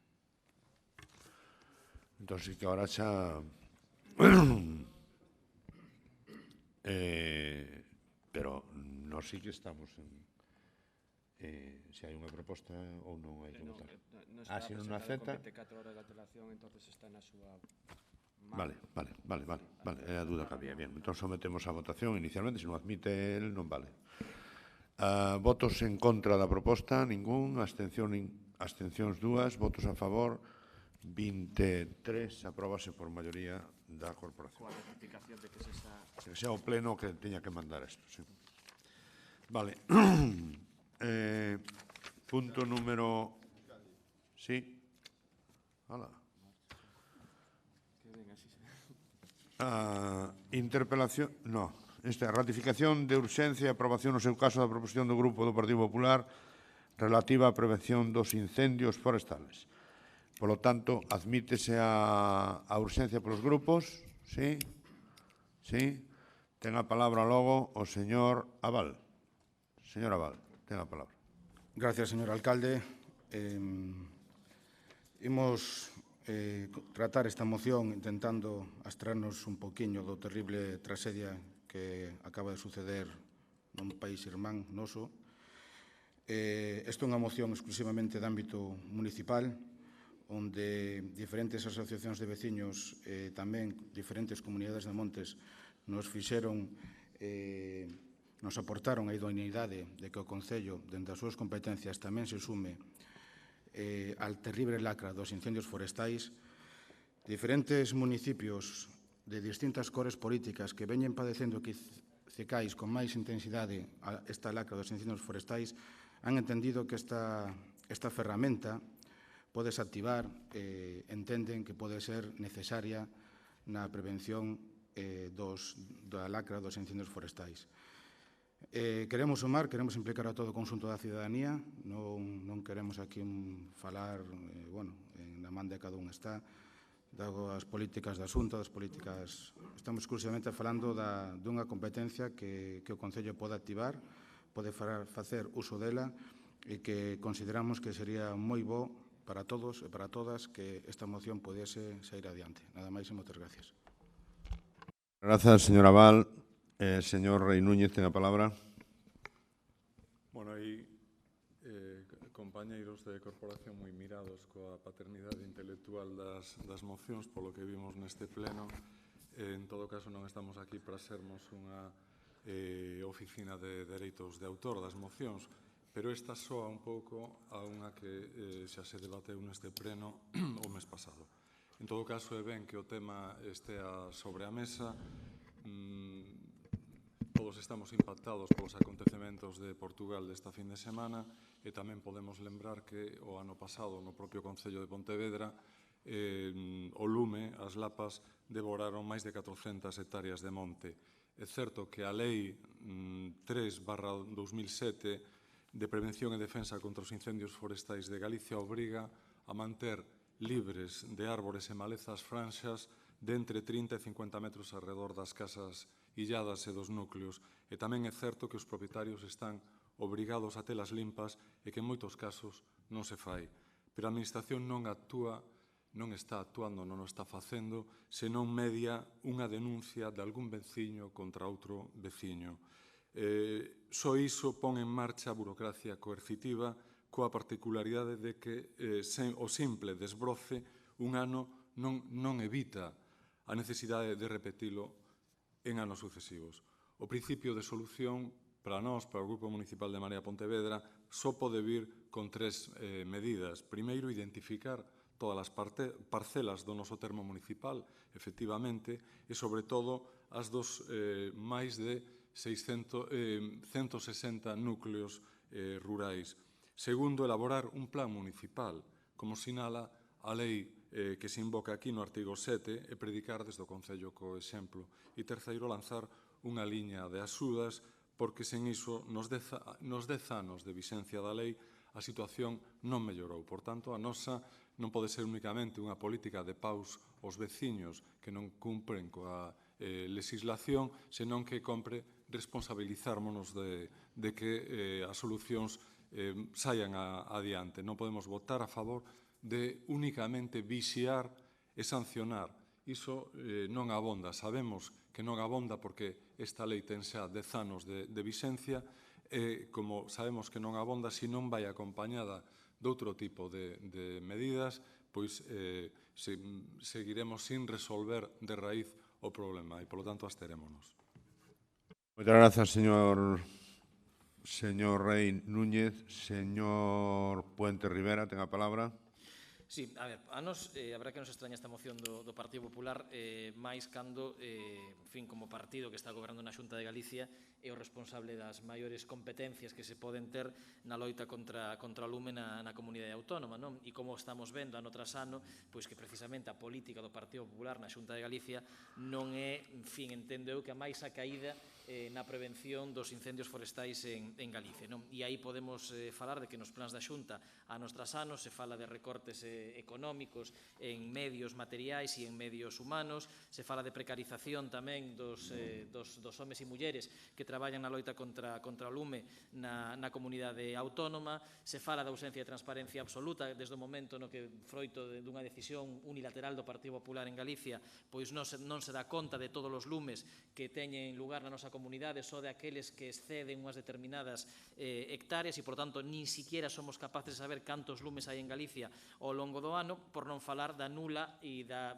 carencia absoluta de políticas de prevención ao longo de todo o ano, fundamentalmente dos traballos de limpeza, desbroce e mantemento do monte nos meses de inverno, ou da tamén nula prácticamente política de prevención de especies invasoras que curiosamente se fala na moción, non se recorda como os eucaliptos están prohibidos nun determinado radio en torno aos núcleos de poboación xunto con outras especies altamente inflamables, pero a política forestal da Xunta de Galicia vai por un derroteiro absolutamente contrario, sin que prácticamente haxa medidas para a erradicación do eucalipto, fundamentalmente nas provincias da Coruña e de Pontevedra, que están absolutamente invadidas por esta especie.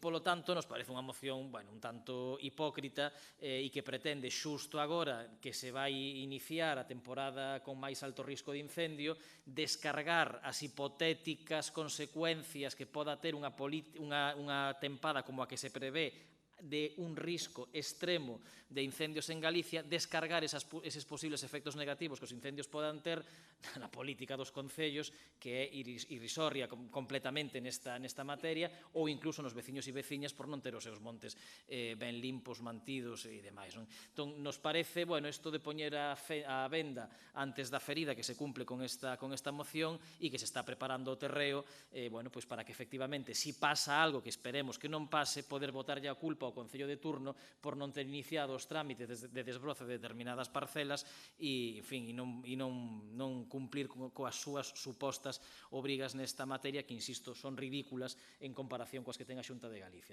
Polo tanto, nos imos abster por non votar en contra, basicamente. Moitas grazas. Señora da Silva, ten a palabra. Pois nos imos votar en contra. Vamos a ver. Efectivamente, o tema dos incendios forestais é un tema que hai que tratar con moitísimo cuidado e respeto. É un tema enormemente complexo, onde hai un montón de factores que poden provocar que este ano, por exemplo, é un ano de altísimo risco de incendios forestais, pero tamén ten causas moi profundas, e unha causa profunda é a propia política forestal que se fai desde o goberno galego. Desgrazadamente, temos o monte galego inzado de especies que favorecen o lume, cunha franxa de protección dos núcleos de 30 metros sen ese tipo de especies, cando inicialmente estaba previsto que fose de máis.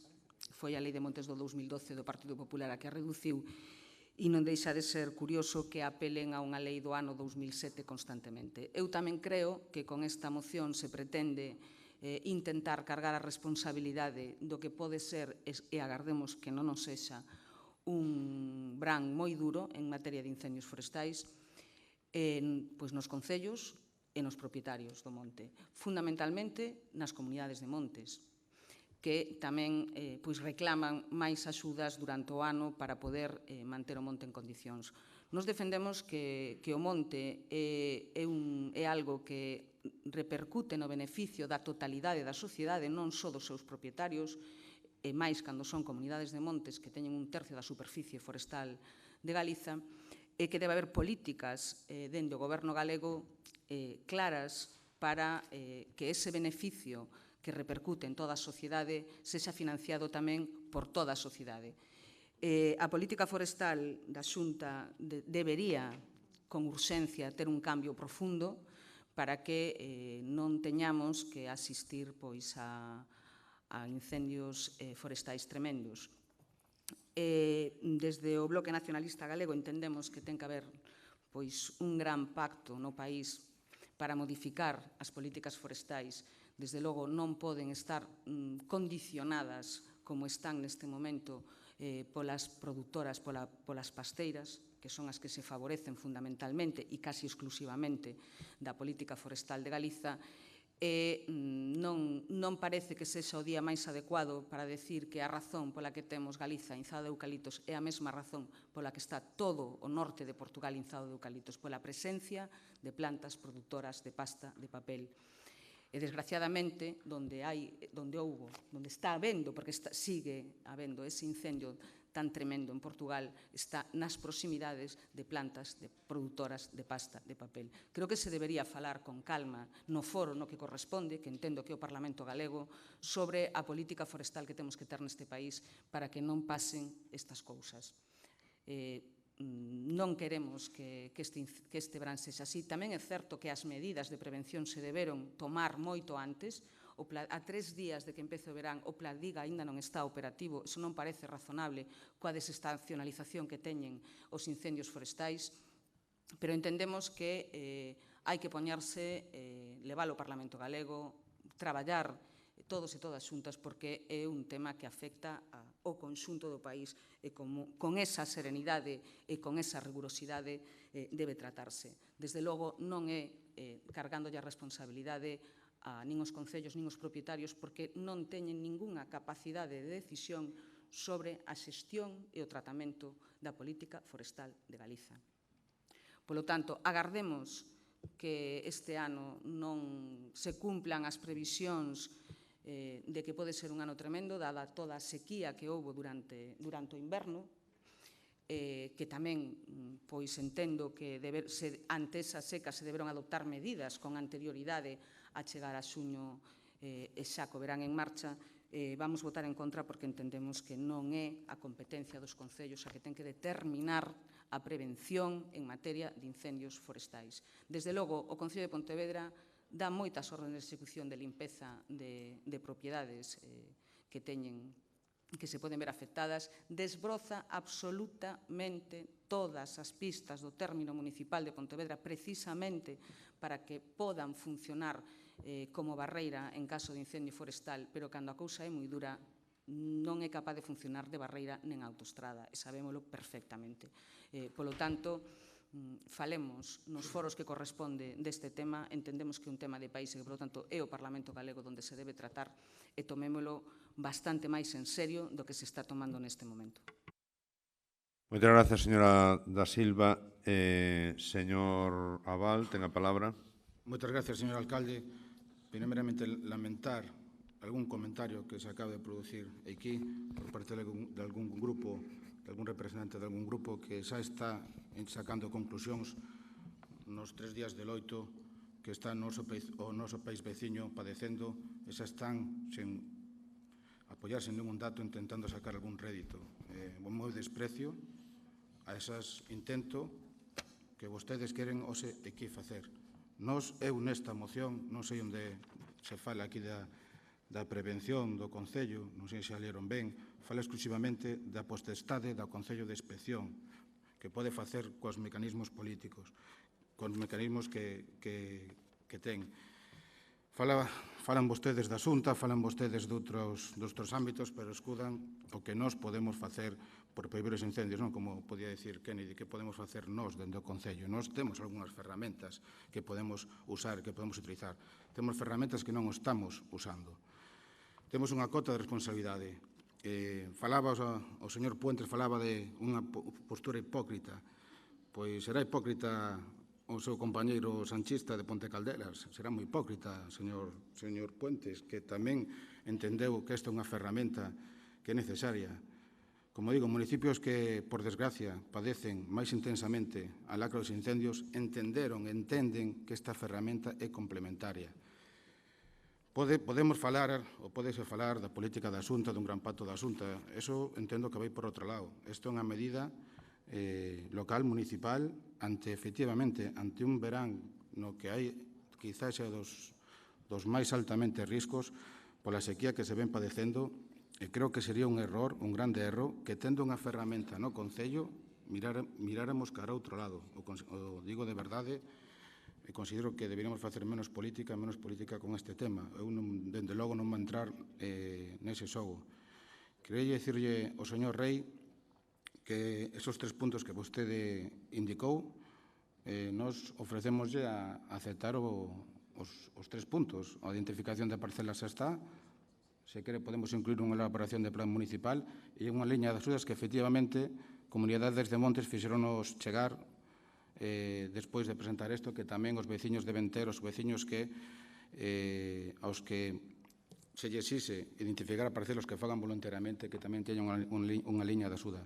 Se vostede quere, nós aceptamos esas propostas, as quere facer, e nada máis lesos que votar, intentar sacar rédito disto, non sei como algún pode pensar estas cousas en Pontevedra e nada máis. Lamentar intervencións que aquí se acaban de producir. Moitas grazas, señora Val. Se non hai máis intervencións, sometemos o punto a votación. Votos en contra da proposta do Partido Popular. 12, abstencións 11, que falta César, 11, resta aí un. Abstencións 5, votos a favor 8. 8. Está ben? Rexéitase por maioría. Ben, pasamos ao punto seguinte. Coñecemento de resolucións, mocións urxentes, que en principio non hai, que eu saiba. O apartado C, control e seguimento do goberno local. Punto 14, coñecemento de resolucións e decretos. Algúnha intervención nas resolucións e decretos? Non hai intervencións. Punto número 15, interpelación do Grupo Municipal do Partido Popular ao Alcalde en relación á viaxe institucional a México anunciada recentemente. Señor Moreira, ten a palabra. Moitas gracias, señor presidente. Moi bons días de novo. Bien, señor Lores, vostede anunciou hai unhas semanas unha viaxe a México, dicindo que iba a ser unha misión comercial, algo que nosotros sempre lle pedimos, que se aproveitaran as viaxes para traer algo beneficioso para o tecido empresarial, comercial e turístico de Pontevedra, pero a verdade é que o que coñecemos polos medios de comunicación. A nós nunca nos convocou para tratar conxuntamente este asunto. Os empresarios que son, entendemos nós, os potenciais interesados nesta misión, tamén, ao parecer, se enteraron polos medios de comunicación. Por outra banda, para abundar un pouco máis, vostede tampouco tivo a idea de convocar, por exemplo, o Consello Económico e Social para tratar este asunto. E comentaron a torpeza, consideramos que foi unha torpeza de anunciar o que era unha misión na que iban levar a 20 empresas, pero sen falar antes cos colectivos que representan o sector empresarial de Pontevedra, o que para nós supón claramente un error de bulto. E a actitude dos representantes empresariais, a verdade é que foi exemplar. E confeso que a do seu goberno, en particular o da súa concelleira de Promoción Económica, foi institucionalmente lamentable. Hai que sacarse o sombreiro ante a actitude dos empresarios. Dubido moito de que se tivera sido ao revés o Concello reaccionase dese xeito, pero a verdade é que os empresarios tiveron sempre unha actitude positiva e digna de elogio. Non temos por que dubidar de que esta viaxe saia ben, pero a verdade é que non será gracias a vostede, señor Fernández Lores, senón gracias ás nosas entidades e asociacións empresariais que se están involucrando porque isto salga ben. Pero non pola súa propia iniciativa, senón porque eles foron quen o pediron. Nos dixo tamén que convoca a 20 empresas. Ben, nós o que queremos saber é a que empresas ten invitado, porque me consta que ten invitado algunhas empresas en particular, queremos saber cales, por que a esas empresas, cal foi o criterio de invitar a unhas empresas sí e outras non, cales son os obxectivos que se buscan con esta viaxe, que asenda teñen prevista a día de hoxe, canto vai custar, tamén isto é interesante coñecelo.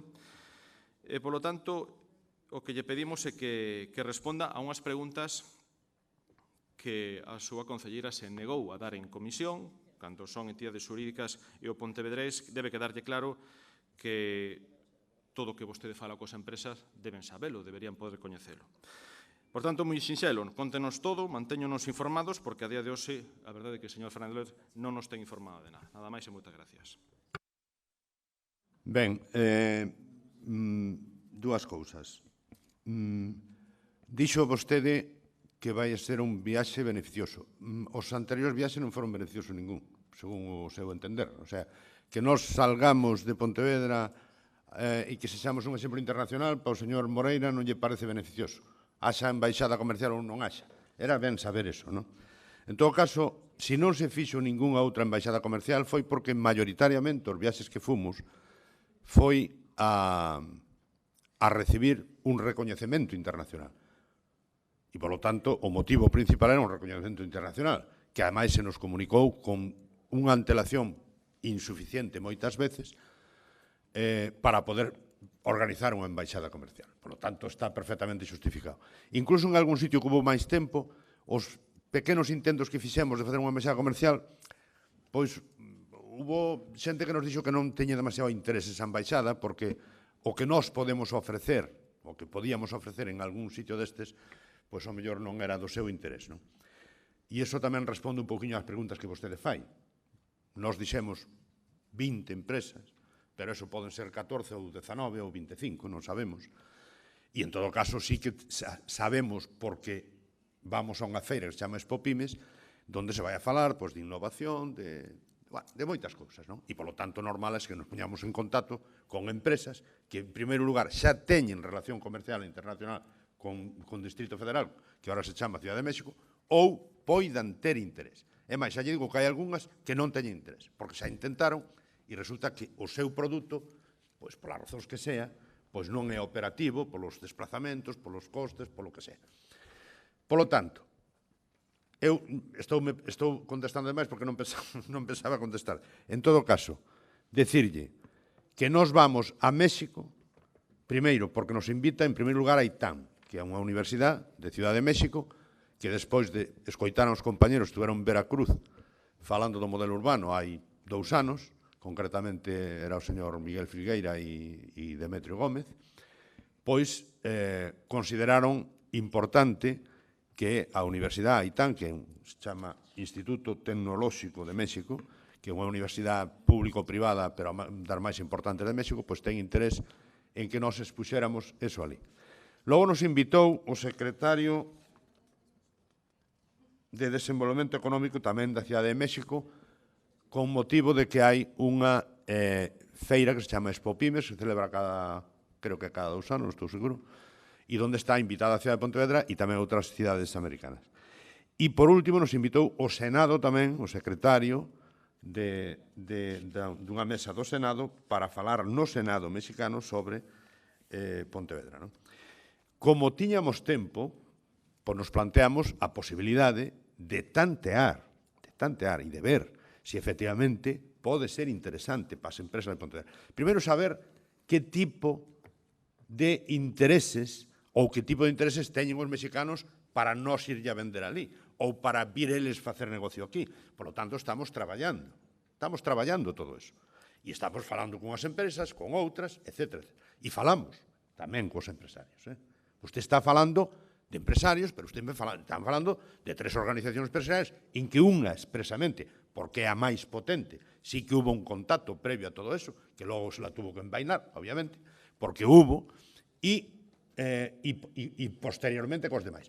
E xa veremos que sale dai. Primeiro, porque non está pechado eso. Non está pechado. O mellor se me dice, que 20, pois 20 é unha cifra simbólica. Xa digo, pon ser 18 ou 25. É simbólico. Pero non estamos falando. E claro que estamos falando con moitas empresas. As empresas, cando lle planteas que teñen que pagar o viaxe, pois algunhas ao mellor non lle interesa. Algunhas resulta que, dependendo dos contactos e da xente que lle fagamos ali, lle interesa ir ou non. Por lo tanto, temos unha asistencia técnica para facer os contactos ali, para ver que podríamos falar. Pois empresas relacionadas co turismo, relacionadas con novas tecnoloxías, con industria, con outras. E máis, e estamos tendo contactos con todos os empresarios, cos do Campiño, cos outros, coa xente do Salnés, con bodegas, incluso con Visit Vigo, porque creemos que, nós somos o suficientemente modestos como para saber que Pontevedra non é unha illa no mundo e a xente non vai a vir de medio continente a Pontevedra, virá ao norte de Portugal, virá ao Salnés e virá a toda Galicia. Por lo tanto, un enfoque moito máis amplio e non van ser só empresas de Pontevedra. En todo caso, si calquera empresa que teña interés por vir, sexa ou non de Pontevedra, sea de Pollo tamén, xa yo aviso ao señor Martín, pode acompañarnos, porque vai pagar o seu viaxe e a súa estancia. Nós o que llevamos a facer, porque temos un compromiso ali, de ter un stand, ter un espacio, e tratar de facerlle unha axenda que lle resulte operativo. Última pregunta. Canto vai costar? Non teño ni idea, pero xa pode asegurar ao señor Moreira que vamos a gastar o que faga falta. E cando pase, xa lle informaremos, porque eu non o sei tampouco. En todo caso, decirlle que eu estou invitado. como alcalde. De momento eu solo, intentaremos que inviten tamén a Anabel, ou non. E logo agradecerlle expresamente ao señor Moreira, que eu xa sei que non era a intención, igual que a dos incendios forestales non era nada deso, non? Incendios forestales era, vamos a tapar a cara por se acaso, non? Vai a arder aquí todo, Roma con Santiago, por se acaso vamos a botar a culpa ao Concello. Pero neste caso tamén é intentar, bueno, pois empañar de alguna maneira a actuación municipal. Pero eu voulle decir sinceramente, non me costa traballo ningún, eu agradezo inmensamente ao señor Moreira, inmensamente que pregunte por estas cousas. Porque se alguén tiña algunha dúbida de que vamos a México, e se había algunha empresa que sabía se íbamos ou non íbamos, e todo o demais, porque entre todas as interpelaciones do Partido Popular se enterou absolutamente de todo. Fixemos roda de prensa, pero nunca é suficiente unha roda de prensa, porque un día non está un, outro día non está outro. Entón, cando se volve a insistir no tema, pois vai a ter trascendencia. Como estamos, ademais, aínda a 2 meses vista, porque eso vai ser o 23 ao 25 de agosto, pois dará tempo. Entón, das cuestións así máis operativas, porque das cuestións políticas está perfectamente contestado. Vamos a ir a México, vamos a ir a donde nos chamen, sempre que consideremos que sea de interés. Ao mellor te levas unha sorpresa. Entón, claro, ao mellor hai alguén que te dice, no, a mí non me interesa ir a México. Igual como dixo alguén, a mí non me interesa ir a Hong Kong, porque me copian todo. E digo, aí non vou. Entón, eu dice, pois ten razón. Pero se vamos a outros sitios, avisa. Ou alguna empresa me dixo, coño, se vas a Inglaterra, avísame. Pero eu a México non e a Hong Kong tampouco. Vale? Porque nós temos un produto diferente que nos interesan certos mercados e outros non. Por lo tanto, todo eso hai que traballalo. E esta señora Gulías, de Forcarei, que ademais a mí me encanta delegar en ela, porque ademais se expresa moi ben, e ademais cunha amplia sonrisa, como deben facer esas cousas, que hai que saber facelo tamén, pois lle contestará usted das cuestións así máis polo miúdo.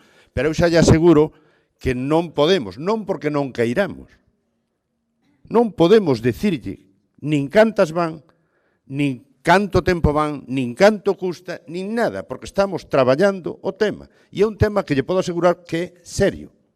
E nós agradecemos a colaboración de todas as entidades empresariales. De todas maneiras, como cando pase todo isto, se pode facer como se dice eso? Revival, non? Ou revival, ou como sea, que eu son así un pouco raro posicións. Pero se fai un repasiño e vamos a ver aquí quen se mollou, quen estuvo apoiando, e nos vamos a enterar un pouco de todas as cousas. De todas maneiras, eso, xa lle agradezo inmensamente a pregunta, porque me permite a ocasión de poder insistir nunha cuestión que a mí parece absolutamente importante, non? Porque, ademais, México é un país emerxente, donde, por exemplo, se está exportando, é o cuarto país no que se exporta viño de Rías Baixas. Por exemplo, lle vou a dar unha noticia. Rías Baixas, curiosamente, no mes de setembro, ten un showroom en Rías Baixas ali. E dice, claro, non vou a ir en agosto, cando teño, especialmente en Ciudad de México, como Rías Baixas. E entón, ao mellor hai algunha bodega que interesa, que é posible que vaya a título individual, pero non como Rías Baixas. Claro, todas estas cousas as vas vendo un canto, empezas a falar e a profundizar nos temas, non? E profundizas, e ao final cousas se concretan e outras cousas non se concretan, non? Por lo tanto, moitas grazas, e en todo caso, a Anabel lle explicará algunha cuestión máis concreta, pero non hai moita cousa máis.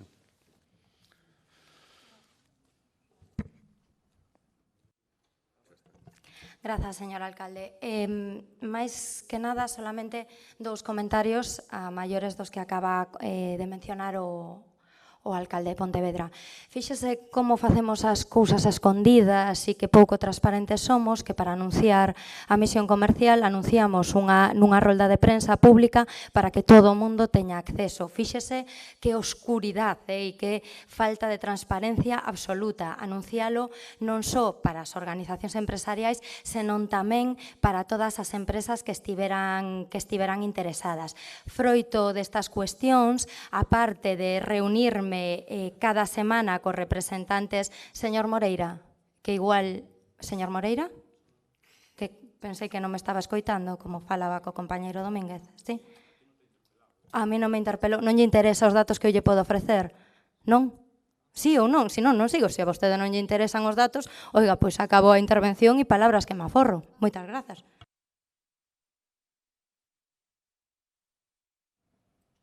Señor Moreira, ten a palabra. Gracias, señor presidente.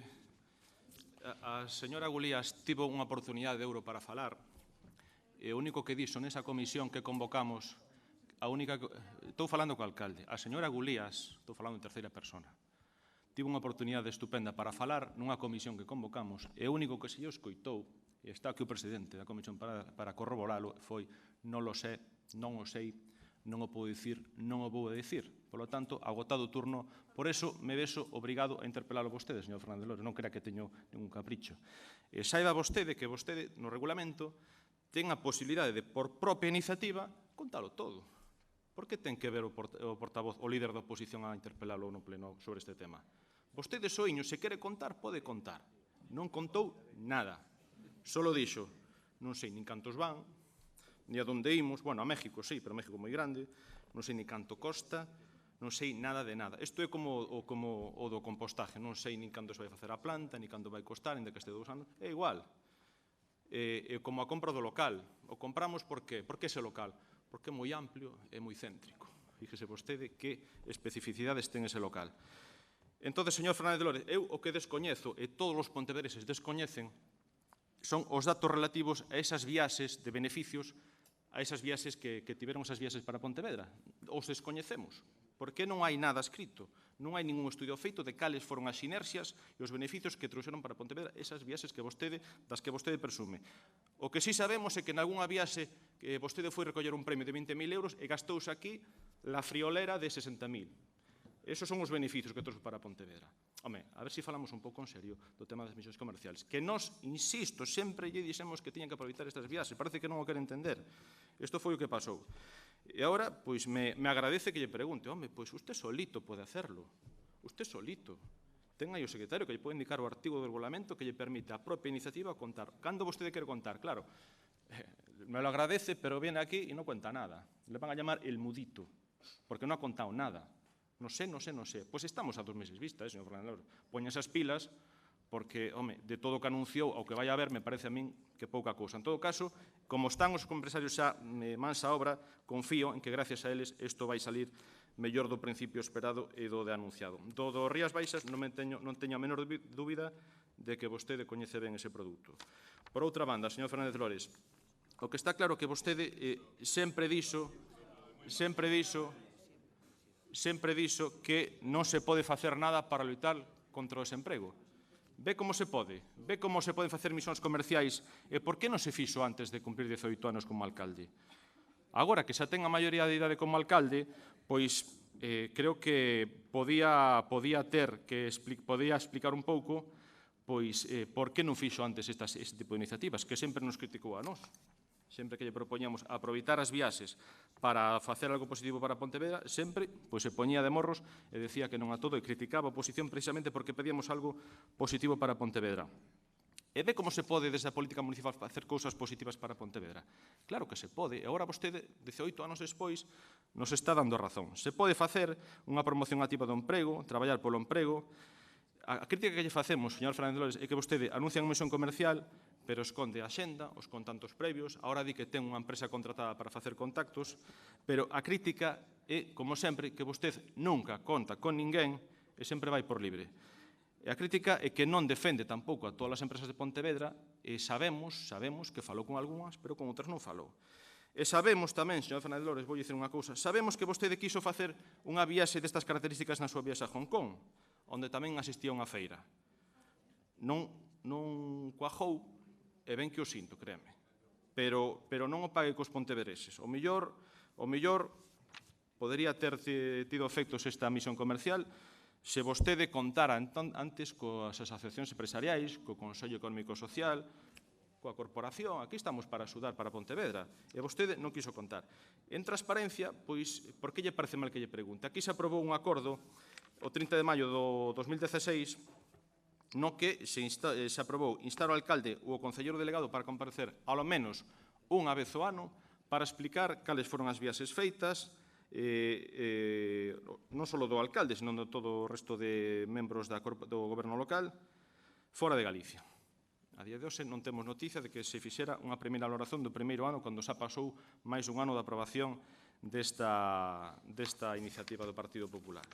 E, por lo tanto, señor Fernández Lores, o único que espero que isto sea bo para todos os pontevedreses, pedimos información por como, a veces, os da oposición, hasta temos algunha idea que pode aportar algo positivo, pero se non nos informa, non podemos contribuir. E créame que nós desexamos que isto salga ben, pero, desde logo, o anuncio que fixeron, dicir que iban a facer unha misión comercial e cando un pregunta, bueno, falaron cos empresarios? Non, hombre, non falar cos principales interesados e cos que máis saben desto, que son os que máis se poden explicar para axudar para que isto salga ben, pois, home, non é un bon comenzo, como vostede comprenderá, non é comenzar como un bo pé. Por lo tanto, por la miña banda nada máis e moitas gracias.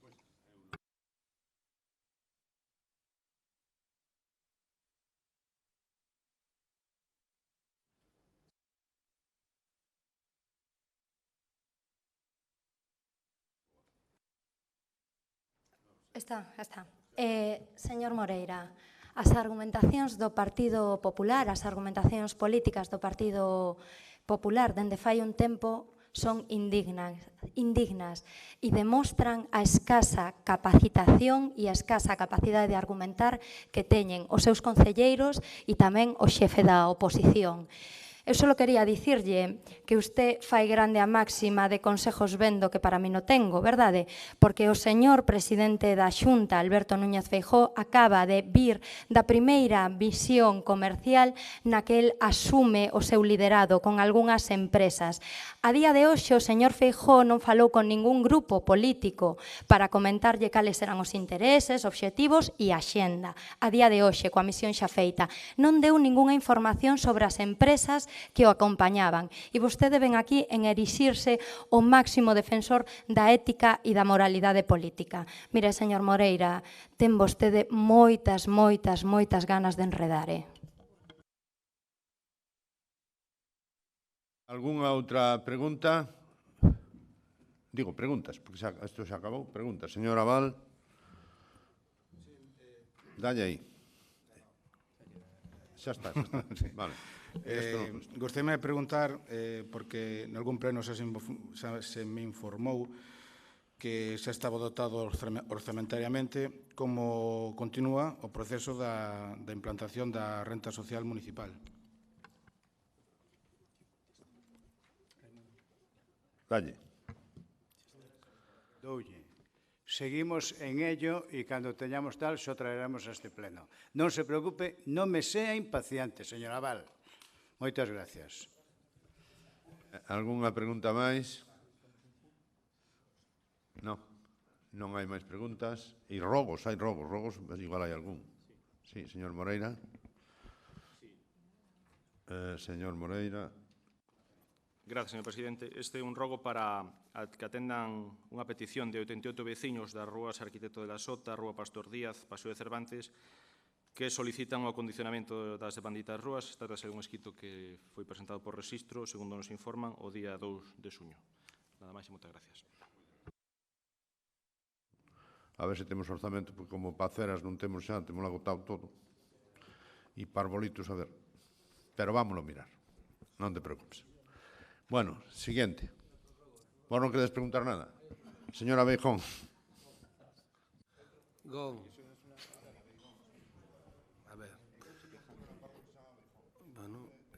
Existe un lugar que se chama así. Bueno, que se llama así, perdón. Gracias, señor alcalde. Son 3 ruegos moi breves. 2 dellos ya son un clásico. El primero, que se reúna con los vecinos de la calle Lepanto, pues la agrupación de comunidades de propietarios de la calle Lepanto y centros comerciales siguen a la espera de esa reunión don Demetrio para solucionar los problemas que sufren por la calle. El segundo, que se repongan los contenedores de la calle Castelao, ya son unos clásicos habituales, ¿sabe? Y el tercero, que los vecinos de la plaza del Muelle, que limita con la calle del Barón, reivindican más puntos de luz. Nada más.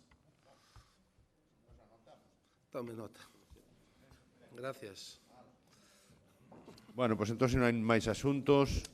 Ah, sí, pero tío, joder, era un rogo. Ah, que vale, a ver, Rei Núñez. Un par de rogos. Vamos polo primeiro. No Concello de Pontevedra contamos cun equipo feminino de fútbol gaélico desde hai 3 anos. En marzo deste ano, 4 xogadoras dese equipo formaron parte da selección galega que se enfrontou nun partido amistoso á francesa.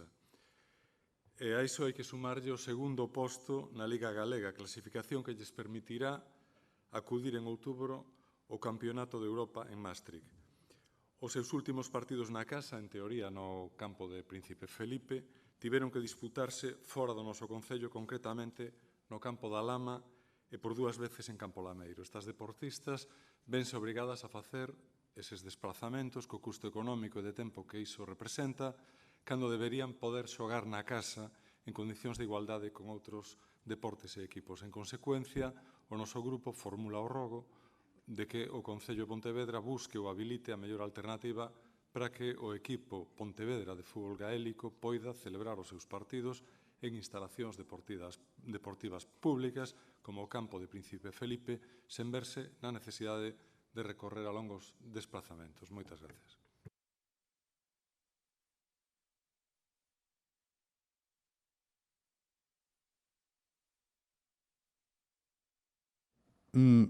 Eu, a pesar do que sostén improcedentemente o señor Abeigón, agora dixeno correctamente, o volumen de práctica deportiva que ten este Concello, eso sí que me interesaría facelo, non sei se no Concello que non vai facer en outro sitio. O volumen de práctica deportiva que ten este Concello non ten parangón, nin no mundo, digo encho de verdade. Non, para o número de habitantes non ten parangón. Eu estou vendo o anterior Concello, é imposible. O sea, es 5 deportes, 6 deportes, faltame o padelbal, sabes o que é o padelbal? Tamén é que hai un que sei que é campeón do mundo de padelbal aquí. Nos salen campeóns do mundo de canta cousa hai, hasta incluso de culturismo nos salen. Bueno, tú fíjate que temos tantos, que non somos capaces. E vamos facendo, e xúrovos que estamos facendo instalacións e caras ao señor Fernández, parece moi caro Pasarón, pero bueno, por que estamos así? Eu estuve en Bastia nun destes viaxes que non aprendí nada, pero estuve ali en Bastia, que é un sitio onde hai un club da federación, que xoga na primeira liga francesa, o Bastia, mirades en talla. E este seica lle caeu o campo, morreron varios, e a raíz de que lle morreron varios, o Estado federal francés de repente decidiu facer un campo. Cando eu estuve ali tiña 2 gradas. Era un campo que iba a haber 19 millóns de euros, iba en 36 e levaba 2 gradas nada máis.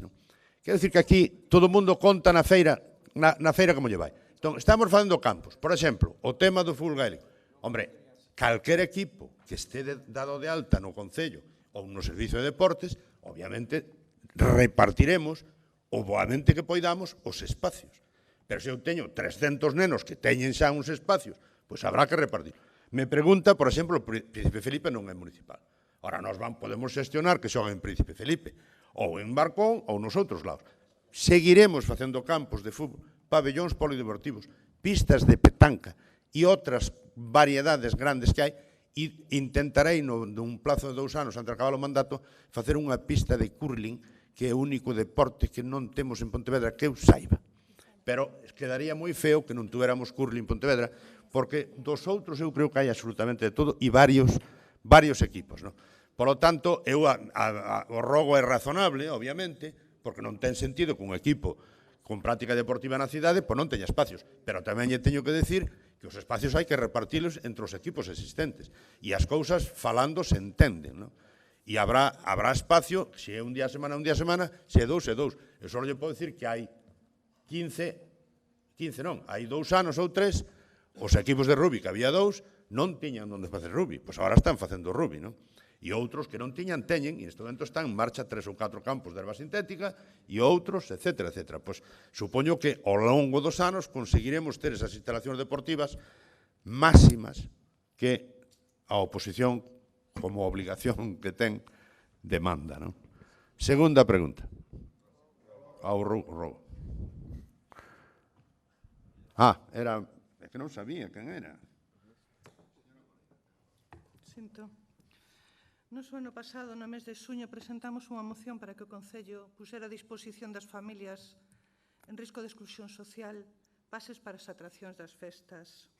Neste ano queremos que o Concello de Pontevedra habilite de novo fichas, pases, vales para as atraccións infantís durante as festas de Santiaguiño, do Burgo e da Virxe da Peregrina, tanto para nenos como nenas que están en risco de exclusión social, derivándoas de servizos sociais. Este ano sería con un pouco de ampliación polo incremento das familias que están neste momento afectadas e que esas fichas vales leven indicado a idade de acceso a atracción infantil para facilitar a entrega das mesmas. Grazas. A min asústame estas cousas. Eu só quero decir, ahora que estamos solos, que hai que ser moi discreto con todas estas cousas. Moi discreto. Entón, nós obviamente intentaremos, igual que intentamos en outras cuestións de necesidade a través dos servicios sociais, facer todo o posible, porque o facemos, pero con moita discreción. Non me gusta isto, así non me gusta. Me gusta facelo con discreción e, desde logo, faremos todo o posible. É moi dificultoso todo eso, porque a ver quen selecciona, quen dice, quen fai. Pero, bueno, prefiero comprometerme a intentar resolvelo, pero con discreción. A mí me gustaría que este tema, que ao mellor se falara noutro sitio, non nun sitio público como aquí, vale? E ao mellor resolvémolo moito mellor. Se non hai máis preguntas... Era un inciso. Que como usted se permitió la licencia de soltarnos ese speech sobre el deporte... Home, pero será posible. O sea, que usted fala horas e horas, eu non podo... Un minuto. Era solamente para matizarle que se le llena la boca diciendo que Pontevedra es la ciudad del deporte, cuando usted leyó mal el anuncio del publicista, porque Pontevedra será una ciudad del norte, no la ciudad del deporte. Moi listo. Eres un simpático de cojones. Son, é o que ten. É o que ten.